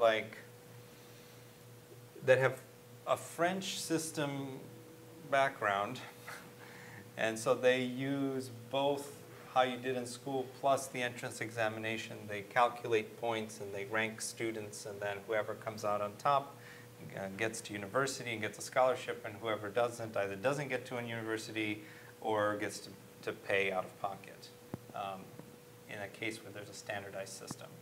In Macedonia, for example, I come from there, the exit credential is awarded after 12 years of education. But for you to go to university, you have to take national examinations called the matura, or the maturity examination. And then when you pass that in at least 2 subjects, most often 3, you apply to the university, and then they will rank you based on your points in the maturity examination plus your points from your secondary school. So you need both to enter. And this is the case also for Nigeria, isn't it? Yeah, so they have the Unified Tertiary Matriculation Examination, which is administered by the Joint Immatriculation Board, so JAM for short. So they would be considered, that would be considered alongside the secondary school credentials. And JAM, the authority, sets the minimum requirement to get into university. But there is actually one university which is considered prestigious in Nigeria that would set their own, so it's slightly higher than that minimum grade to get into university. And the grade can differ year on year, so they set that every single year. But that's available on their website if you needed to check what that particular year was. And a good point here is just because the different countries have these university entrance examinations, should you consider them as part of your admissions process? That is up to you. That is extra information that you can use to discern between students, especially if you have some programs that are very selective. Everywhere that I have worked, in the example of Nigeria, we had never considered the Unified Entrance Examination as a qualifier to enter our programs. But it is used in Nigeria, so if you want to say, well, whatever is used in your home country we will use as well, you can request those scores. Even in Saudi Arabia, you know, a lot of us work with Saudi students there. They don't have an examinations-based system, but the qualifying credentials issued after 12 years. But to enter university in Saudi Arabia, they have to take another exam, general aptitude test. I have never requested those, but some schools may do that as an additional sort of piece of information to make their decision. Okay, for our non-US audience, I'm going to go over the two most common ways to get to university in the United States. So our exit credential is the high school diploma, issued after a total of 12 years of primary and secondary. But to get to university, you need to take a standardized examination. The two most common ones are the Scholastic Aptitude Test, or it used to be called that, Scholastic Aptitude Test. Now it's just the acronym SAT, and it doesn't mean anything. It's administered by a private company, the College Board, and the ACT. Also, it was originally the American College Testing, but now it just refers to the company that administers the exam, which is eponymous with the exam. It's the ACT organization.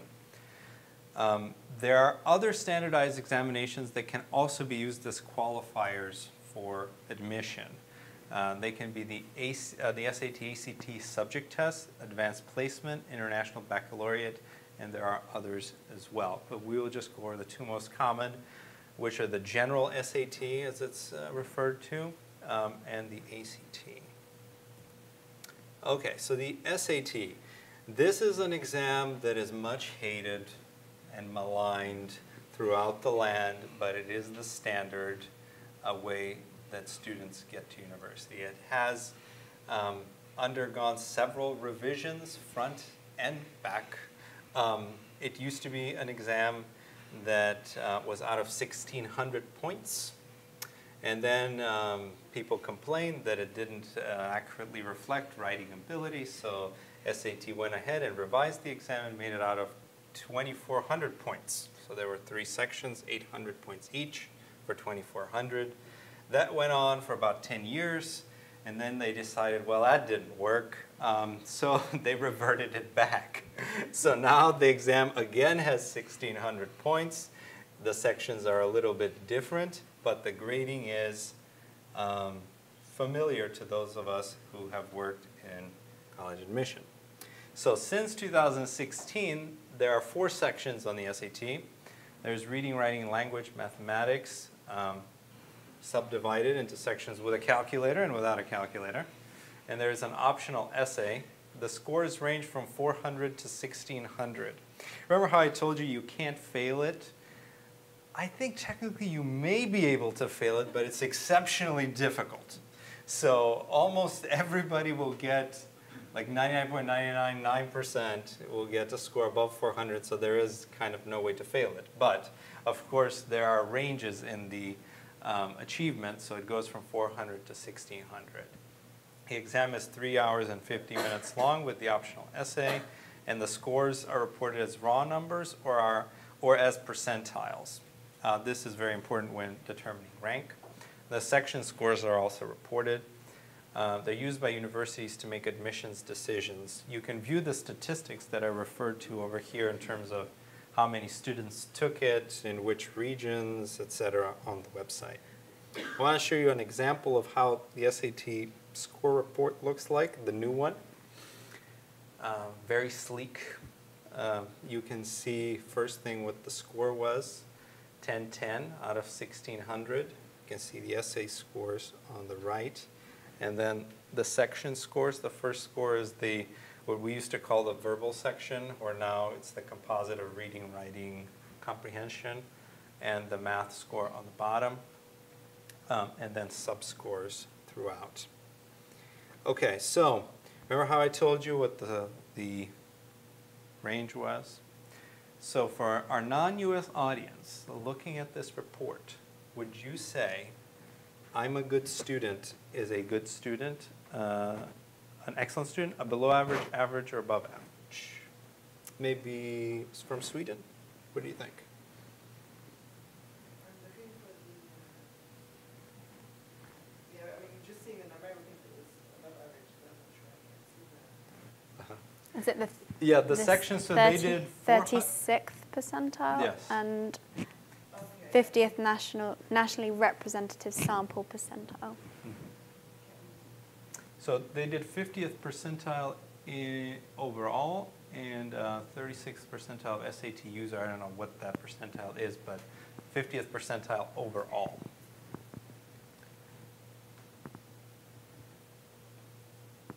Which would indicate that this is an average student.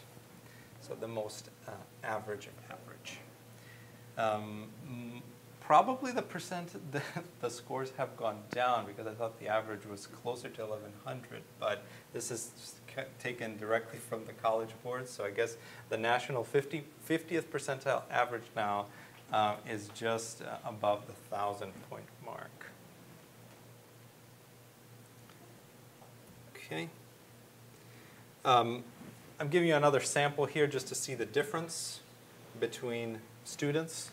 This student scored 1510 out of 1600 with section scores 730 on the verbal and 780 on the math. 99th percentile. So this is the cream of the crop student, the best of the best. So you would probably want to consider the student for admission if they came to your university. All right, I'm going to briefly talk about the ACT. The ACT is seen as an alternative to the SAT. Some think of it as the more comprehensive examination because it tests more subject areas and it's not only focused on 2 basic skills, which are English verbal skills, reading, writing, comprehension, and mathematics. This exam has sections in English, mathematics, reading, science, reasoning, and an optional writing section. There are multiple choice questions, I guess with the exception of the writing section. And then when you finish the exam, you get this report.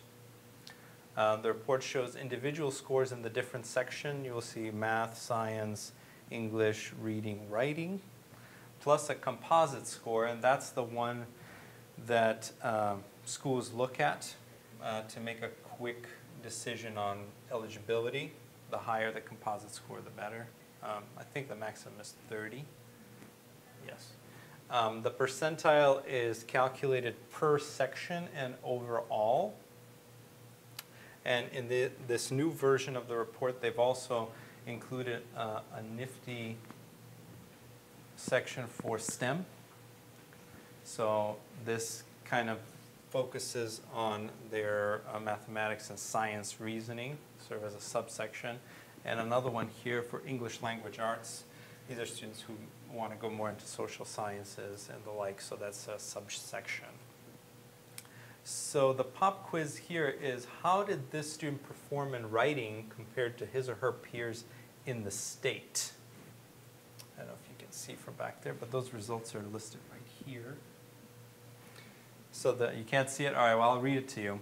The top is the US rank. So this compares the student against everybody who took the exam in the US. And the bottom compares the student with everyone in their state. So we're trying to find out how the student performed in writing.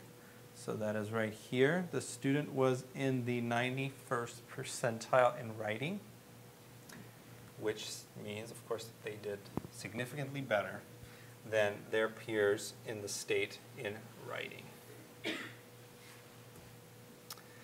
All right.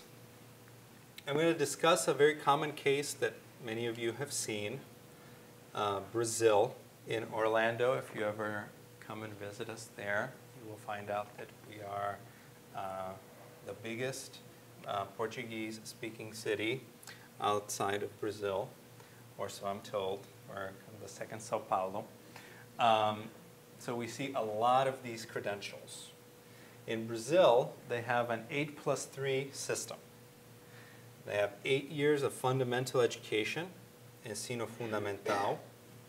This was formerly called primeiro grau, first cycle, not first grade. Although grau does mean grade, but it refers to the cycle of education. And 3 years of middle secondary education. They call that ensino médio, or formerly called segundo grau, or second cycle. Sometimes ensino medio is translated as middle education. Remember how I was talking in the beginning? But it refers to upper secondary education, and it's 3 years long. There are reforms underway, and I have seen one of these this year, a 12-year secondary. So you will see them in the coming years more often, but still the graduates coming out of Brazil have 11 years of primary secondary. That's the most common case.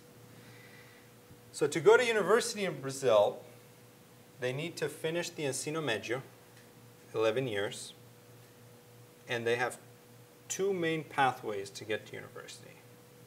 They have to take a university entrance examination called the vestibular, or they can take a national standardized examination that's called the Exame Nacional do Ensino Médio, ENEM. That's the alternative to the vestibular. The ENEM is a standardized exam developed by the Ministry of Education, abbreviated MEC. It includes subject questions and an essay, and it's used by universities in the selection process. This exam has been around since the late 90s, and some of the more elite universities in Brazil do require it. But still the most common pathway is through the vestibular. This is an example of a Brazilian transcript. This is the first page. It normally has either a second page or a section on the bottom. It was too long, I couldn't scan the bottom. But the transcript will show you continuous assessment over 3 years of study, sometimes subdivided into semesters, and sometimes just listed raw. It's difficult to see from there, but they do have two sections. The first one is Base Nacional Comum, which is the common national curriculum, and that will list all the subjects. And then on the bottom, they have a diversified curriculum, like in the other example that we saw, with some subjects. And the more important thing for Brazil is hours. They're all listed, so each subject has a corresponding number of hours studied with it. So in terms of weighting, you can use the number of hours as a weighting mechanism. A subject that has studied more hours carries higher weight over the subject that studied fewer hours.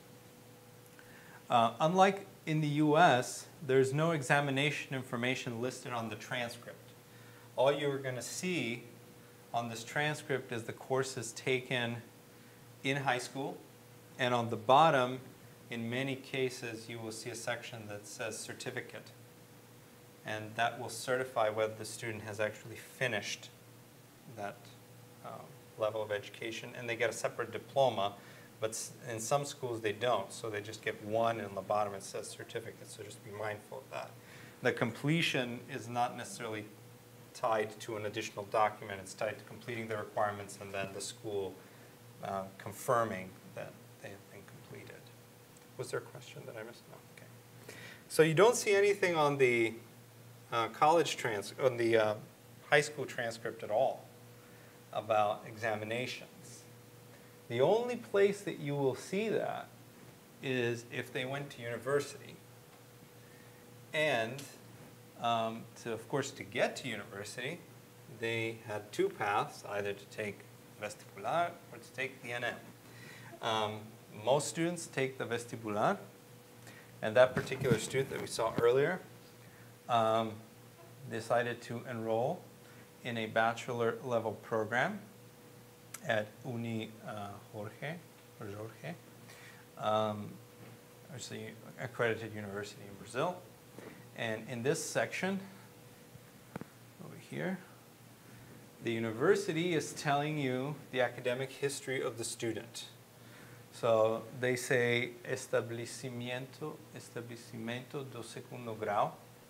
That is the high school information. It will give you the name of the high school where the student studied. The year that they have completed it, where the high school is. Some things are deleted from here. And then on the bottom it says the way that the student entered the university, means of admission. And it says vestibular there. It was taken in the second semester of 2007. And it says classification or rank. And that's the rank against students that took the vestibular in that university. Again, the period to which, the academic period to which that refers to, and the total points attained. Many transcripts will also include a breakdown of points per subject. And those will be different if the student studied engineering, or if they wanted to study engineering, the courses on the vestibular would be different than if the student wanted to study sociology. Almost always you would have Portuguese language and literature and a foreign language, but you would have more math and science if it was an engineering, and more humanities if it was like a social science. Also, if the student transferred to from another higher education institution in addition to this, you would get information about the antecedent study. Or sometimes the vestibular information is omitted and the other information is shown instead. Means of admission, transfer from another university. What's the name of the university? Where was it? How long did they study, etc. So Okay. Charlotte's going to tell you So now I'm about going to China. talk a little bit about China. So the Gaokao, do many of you accept the Gaokao for entry into undergraduate qualifications? No? Okay. So this comes after the Huikao, which is the secondary school examination taken at upper secondary level in China. After 12 years of education, it's taken shortly after, so it's taken in June. And it's always taken on the same 3 days every year. So those are the 7th, the 8th, and the 9th of June. And students are tested in one subject per day. Those subjects are always Chinese, mathematics, plus a language. More often than not, that language will be English, but just be aware that it might not be English. So if you require a certain level of English for that student to be able to enter onto an undergraduate course, just be aware that they may not have studied English. Other languages are Japanese or Spanish, for example. So the Gaokao is important because the results from the Gaokao determine the level of institution that or the ranking of institution that the student can attend. So in China, you have 3 tiers of institutions: Tier 1, Tier 2, and Tier 3. Tier 1 being the highest institution, highest ranking of institution, and then it moves down through Tier 2 and Tier 3.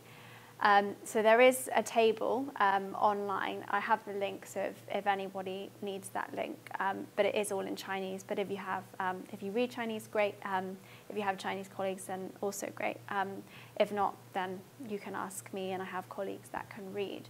So what that table just shows is for each state, each province, the minimum score of a Gaokao that a student is required to have in order to enter a Tier 1 university, a Tier 2 university, and a Tier 3. So obviously at Tier 1 universities, you've got really, really top excellent students performing really well.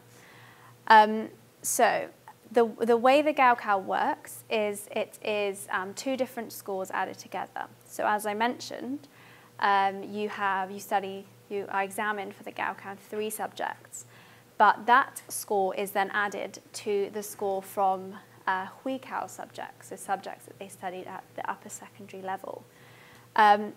So there have been a few reforms in China.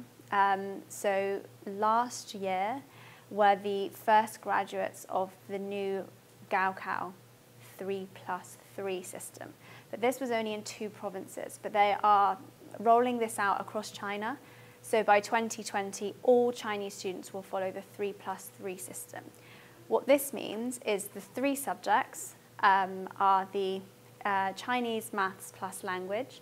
So those 3 subjects are graded out of 150, totaling 450, and then the entire Gaokao is graded out as 700. So 450 maximum marks from those 3 Gaokao subjects and 300 maximum marks from another 3 subjects. So the second 3, so 3 plus 3, the second 3 refers to the subjects that the student has chosen. So previously it was a 3 plus X system. The 3 plus 3 system means they can choose any 3 subjects from any track. It may be science, it may be humanities. So they are giving themselves a wider outlook rather than narrowing their options when applying for undergraduate education. The 3 plus X model, so that looks at 2 different tracks, the humanities and the science track. So they would have to choose either humanities or science. So those subjects would then be added, the grades from those subjects would then be added to the 3 graded subjects within the Gaokao. So the reforms are essentially allowing the student to have more opportunities open up to them, so they have the choice to apply for a humanities major, but also the choice to apply for a science major because they have studied those subjects within the Gaokao. So it's quite an event, the examination. So the students, it's very pressurized. So the students are, they have to, their parents really want them to do well. Of course, their parents want them to go to the higher tiered institutions. And the students are given the best possible opportunities to do well. So everything around the school is closed down, the roads are closed, the police block everything off so that the students are not disturbed by anything. No building work is allowed to take place in a certain perimeter, that's the word, thank you, I was looking for, perimeter of the school. So it's really important that they have the best opportunity and the best environment for them to do well. Then students would then use that Gaokao score to apply to university. Now, in some cases, if a Chinese student knows that they don't want to study in China, then they may not take the Gaokao. So what you may see is that they only have the Huikao because they know full well, actually, do you know what, at the end of school, I want to go to the USA and study at undergraduate level. But you may also see students that do have the Gaokao. So it's important to know what this means and how it should be understood. So when you're admitting the student, have a look online, check to see how well they've done against how well, if they could get into a tier 1 institution, you know that that student is a very, very good student. If they could get into a tier 2 university, you know that student is a good student, is an average student, possibly above average as well. And then a tier 3 institution, they're slightly lower and they haven't obtained such good grades, but not to say that they aren't suitable for admission to university, because I'm sure you're aware in China it's very, students are very intelligent, so the tier 3 might not necessarily, a tier 3 student might not necessarily be that bad a student, essentially. So does anyone have any questions at all about them? Sure. I have a student who told me they attended school only through 11 years because they say the 12th year is all spent studying for the Gaokao. Yeah. This student didn't take the Gaokao and told me that they were admissible then as an undergrad. So what I would do in that instance is request a statement from the school, because in some instances what students are able to do is at the beginning of the secondary education, make an agreement. If they're a really bright student, they can make an agreement with their school that the last either semester or last year is through self-study. But they would have to have made that agreement at the beginning of their course with the school, so you would need evidence of that. So you might see quite precisely that they only have transcripts for the first 2 years or the first 2.5 years. So it's definitely important to get evidence from the school on that. But yes, that does happen. Yeah.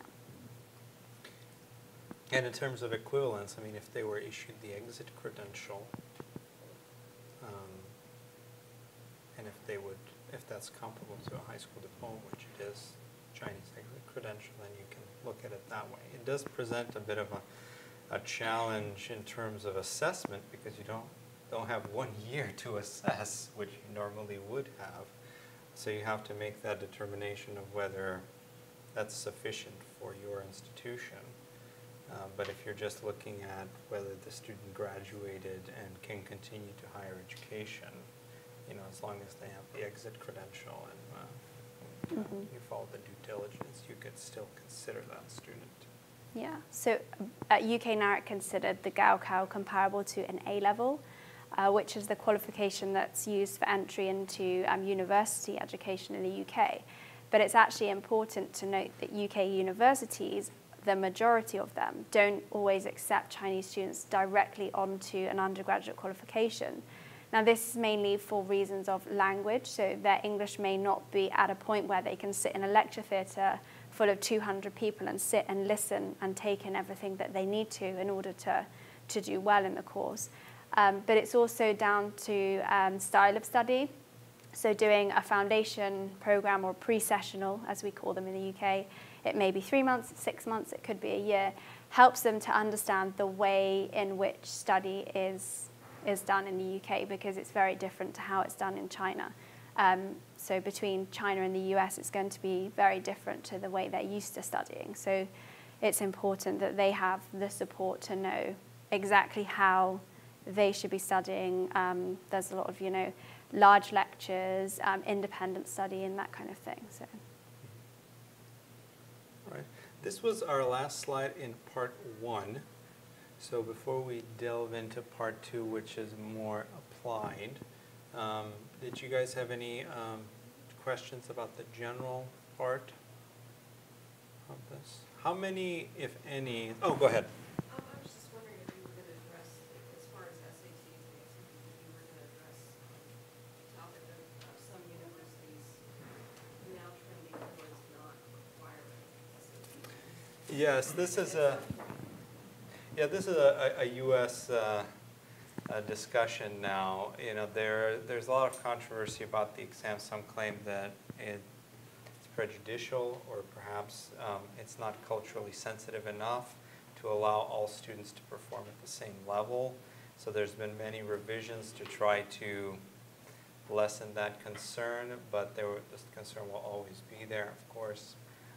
So some elite universities have indeed moved away from requiring the SAT as an entrance credential, and many have followed since then. Now, will this become the standard in the future? We don't know. The issue, I think, is becoming more that it was such an ingrained pathway towards higher education for so long that some schools are struggling to find a replacement, and a replacement that's suitable. In American high schools, even though we do have a 4.0 grading scale as an example, many high schools have their own grading scale. So you'll get a transcript with an average of 4.5, and you're thinking to yourself, well, what is this? How do I compare this student to some other student from another high school? And there's no way. So it's a struggle between more holistic view of assessing a student with many more points and a more standard view using an exam. And that's going to continue for time immemorial. But whether the SAT is dropped as a sort of standard entrance credential, we don't know. There are some schools that do in fact do that. I was hoping you could talk just for a minute about the philosophy and your opinions on whether you require just the external exam or the secondary completion credential from the school, diploma, whatever, versus do you require the university entrance exams for other countries like the Gaokao University you are, and things like that? I'll allow you to give your opinion. Sure. I'm coming from the standpoint of a credential evaluation company, and also my opinions are informed by being in higher education admissions at all levels for many years. So that's my bias, if you will. And I would err on the side of caution and rely on the external examinations only. For the sake that the accepted wisdom, if you will, for admitting Brazilian students in the US is not based on the vestibular. Maybe some schools do consider that, but by and large they do not. The accepted standard for admitting Colombian students into the US are not the results from the ICFES examination, which they have to take in Colombia to get to university. If they submit them, we will assess them, but as a pathway and equivalence, we don't take that into consideration. So, you know, if a Brazilian student comes to me and presents an ensino medio with 3 years that were completed and they attained the credential, I would say the student is eligible for university study. Whether they took the vestibular, didn't take it, they took the NM or didn't take it. Same thing with the Chinese student. To get to university in China, they'd need to take the Gaokao. But would we require that? No, I would not. Maybe Charlotte? Yeah, so similarly, we come, my opinion would be from a credential evaluation agency. So when we give information out and training, it's for advice only, and similarly in the UK, institutions, universities have autonomy over whether they would admit a student based on the external examination or based on the university entrance examination. Slightly differently in the UK, there isn't a university admissions test that exists, so students enter based on the results of their A-levels, I think with the exception of Oxford and Cambridge, which is obviously important because they need to sift through a large number of applications as a selecting institution. But I mean, I would always base an admissions decision on the external examinations and the final qualification that has been awarded by the school. Quite often, university entrance examinations are multiple choice, so don't necessarily examine certain skills that are required for undergraduate study, so the writing of a thesis or a dissertation, independent study, reading around the subject. Obviously, that isn't examined in a university admissions test, so that's why I would always say definitely look at the external examination that they've taken to obtain the credential. Okay, maybe one more. Yeah. Please talk a little bit about verification. Yeah, so these are really useful resources. There's some information, so the student can apply for a verification report, and then you can then verify that that verification report is genuine. So it's very locked down and gives a lot of peace of mind. If you want, I can give you some of the links to use. I don't know whether you use them currently. I do. I'm curious whether you can use this. Do you require it for the academic record, or do We do use it. Sure. So we use it if our member organisations, so organisations such as yourselves, would contact us and say, I have concerns about this individual. Quite often it's hard for them to understand the documents because they may be in Chinese and they don't have a Chinese speaker available. So we can check that credential online. We can verify it via TAICEP or others as well. We also work with verification partners to carry out primary source verification as well. So we would do that on behalf of the member and provide that feedback to them, but it's certainly a really excellent resource to use.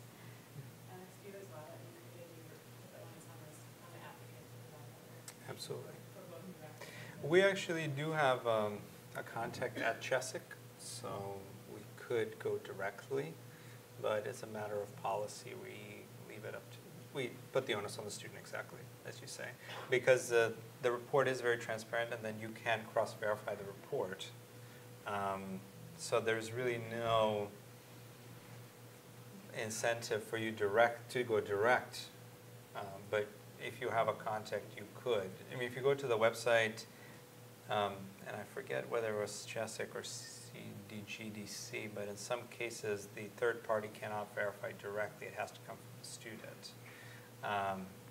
But I would say it's easy for the student to do it. It doesn't really present too much of a difficulty, so I would advise you to have the student do it, and then you verify. I think the fee for the student is really small as well, so it's not, it's really, really small. All right. Oh, One more question. okay. One more. Yeah. Are advanced placements examinations more demanding than SAT or ACT examinations? And why are ACT examinations ACT or AP? You said ACT? SAT. examination. They are sat by more students than advanced placements. Is there a reason? There are different examinations. The SAT is a general examination that tests, as their former name suggests, aptitude or general ability suitability for higher education. So it tests very general skills. So, but AP examination tests subject knowledge. So in that sense, they are very different in what they assess. I don't want to say one is harder than the other because they are different. AP leads to college credit. Leads to, depending on your policy, but most commonly in the US, if you take, let's say, AP mathematics, that generally waives at least the first course or the first year in the sequence. So if you were a math major, the first 2 courses would be waived for you. You can go to the 3rd course. Like A-levels. Exactly. So we consider the AP examination comparable to A-levels. Yeah. But they are not the same as the SAT. The SAT really is never considered as something that would grant advanced placement anywhere because it just tests general skills. If you look at the curriculum, it tests basically whether you can read and understand English passages, whether you know grammar, English grammar, and in mathematics, whether you know pre-calculus a little bit, algebra, and geometry. So it doesn't even go beyond pre-calculus.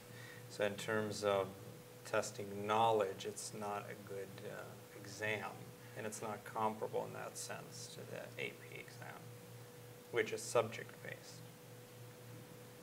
So, all right, so we have just about 10 minutes before break, and we're going to get started on part 2, and I'll have Charlotte take over. She's going to talk to you about the United Kingdom. Then we're going to take a break and continue. So if anyone has any questions at any point, please do interrupt me. So do many of you see UK applications, students? Okay, that's good. Okay, so the overall supervision of examinations is overseen by Ofqual, which stands for the Office of Qualifications and Examinations Regulation. Their website is really useful, so we've got a couple of screen grabs of that, so I can show you exactly how we would use it and for what purpose. And the examinations are prepared and administered by independent examination boards. So in the UK, what you will find is that students may have GCSEs or A-levels, so at both level 2 and level 3, qualifications from various boards. So I personally have GCSEs from 3 different examination boards. I'll go into a little bit of detail on that in a moment.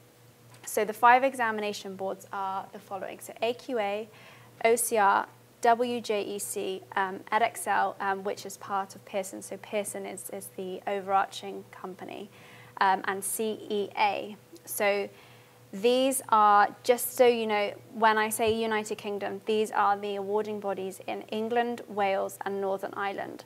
Scotland has its own qualifications framework. They offer slightly different qualifications at this level, and that is overseen by the Scottish Qualifications Authority, or SQA.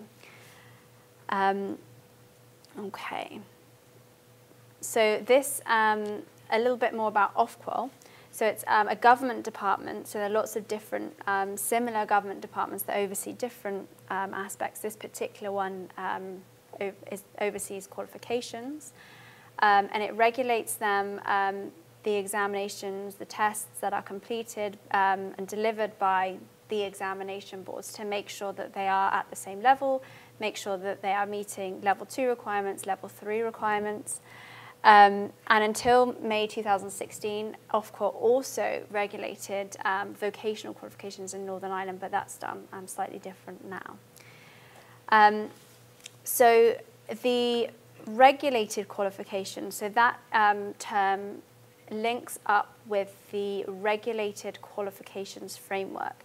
So this is the framework in the UK that is responsible for listing out the different levels of qualifications. So there are 8 levels here. So well, you have entry level as well, but then you have levels 1 to 8. So the levels we're going to be looking at are levels 2 and 3.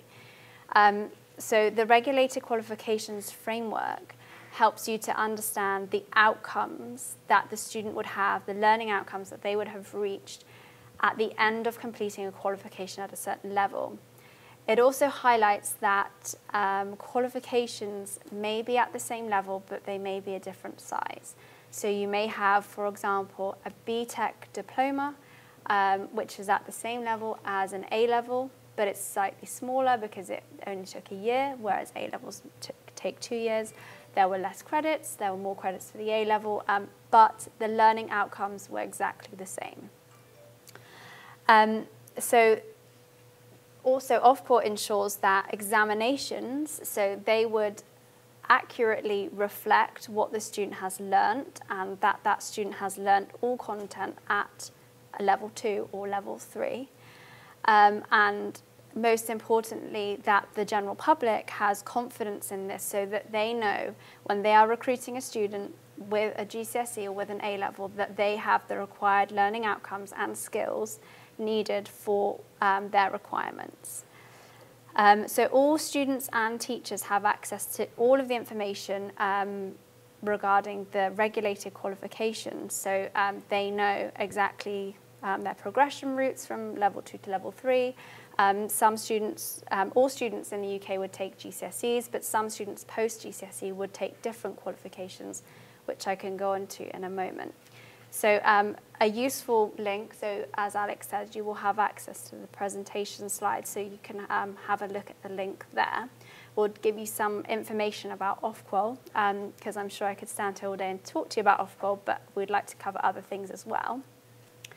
So one part of the website that I use and that I find extremely useful is to make sure, obviously I showed you the different boards of education that would deliver GCSEs and A-levels.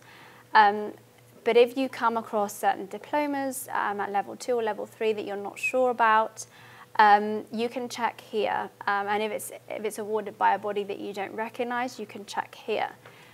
So on the left-hand side, you'll have a drop-down box, and there are 2 options, organizations and qualifications. It's easiest to search via qualification to pinpoint the exact qualification. And then the box on the right-hand side, you can type in, so diploma in physical education or general certificate of education, advanced level, or GCSE or GCA level in the certain subject, and it will find that qualification for you, and it will give you lots of information. So I can show you an example of a qualification that we found here. So you've got lots of information about the qualification, the ID. So this particular qualification, I don't know whether you can see, is a Pearson Edexcel Level 3 Advanced GCE in Physics. So GCE stands for General Certificate of Education, and advanced would be the A level, so shortened down to the A level. So it's slightly different. I'm sure you're used to hearing A levels, but it would be a GCE A level, A standing for advanced. So through there, you've got the qualification number. So this would also be listed on the certificate, so you can match up that the qualification is this one exactly. But it's important to note that some qualifications do get superseded, but old qualifications are listed on here, but it will say on this page, no longer offered. And I don't think it says the date, but you can see that the qualification number matches up and everything. You can also see the qualification level. So this particular one is level 3, so A level, that matches up correctly.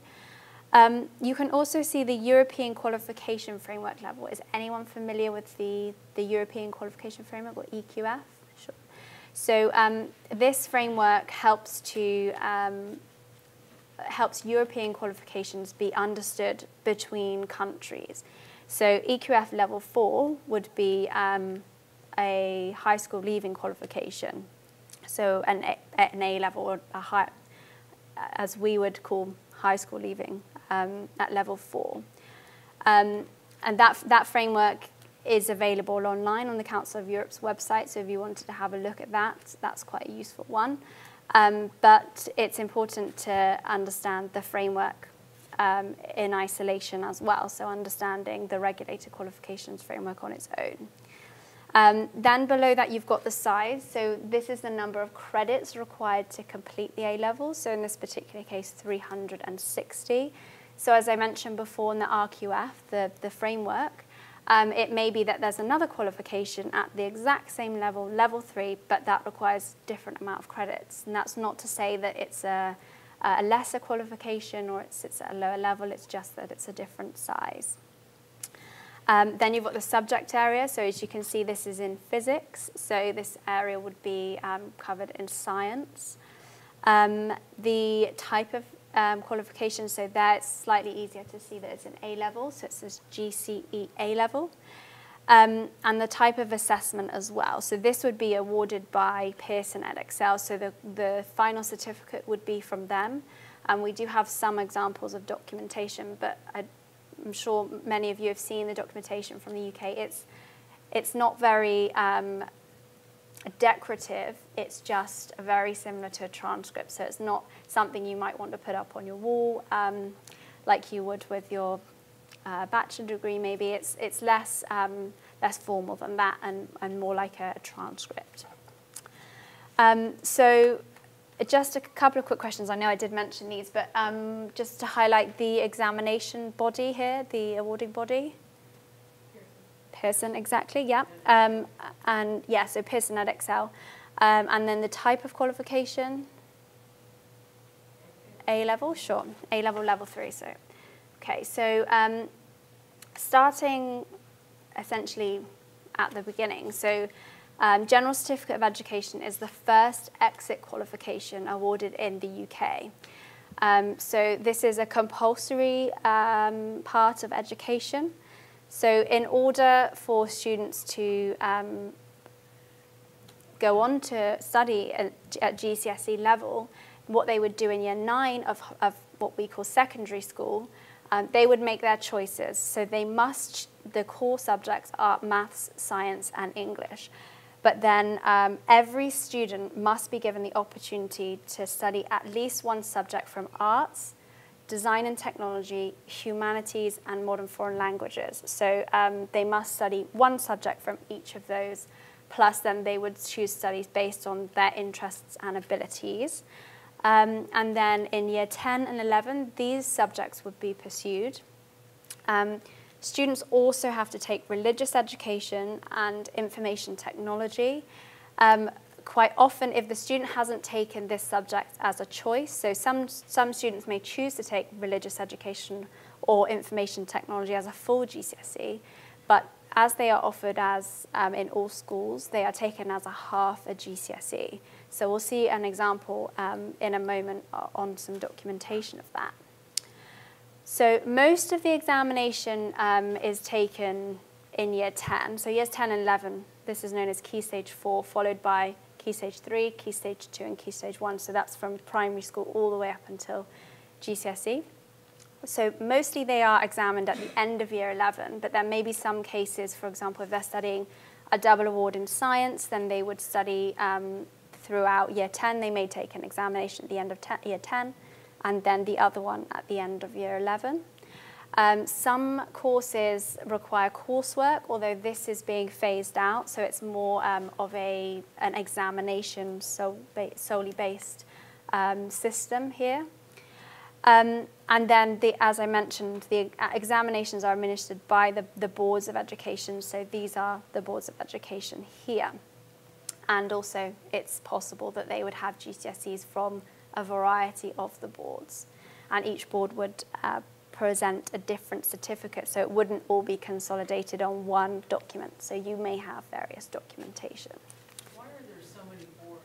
Do they focus on just one subject? So everyone has to follow the national curriculum, but there are certain elements of different boards that a teacher who is responsible for choosing the board or the school may prefer. So, for example, certain books that are studied within English literature or certain topics that are covered by one board, or the way an examination board may examine. So it's really down to the school to choose which board they would require. So for example, one school may choose, let's say, AQA for mathematics, OCR for English, WJEC for another subject. So it depends on the faculty, essentially. So you'd have different faculties within the schools, and they would have someone responsible to make the decision. But the outcomes are still the same. It's just possibly what they would study within that. Yeah. Sorry? Yeah, we can. Should we pause here? Yeah, and we can come back. No. That's absolutely fine. We can pause here. Yeah. Yeah. Okay. Well, And let's we'll take come a back. break. Yeah. And we'll be back in 15 minutes. We'll be here if you. So yeah, if you guys want to come back at 25 to, then gives you 15 minutes.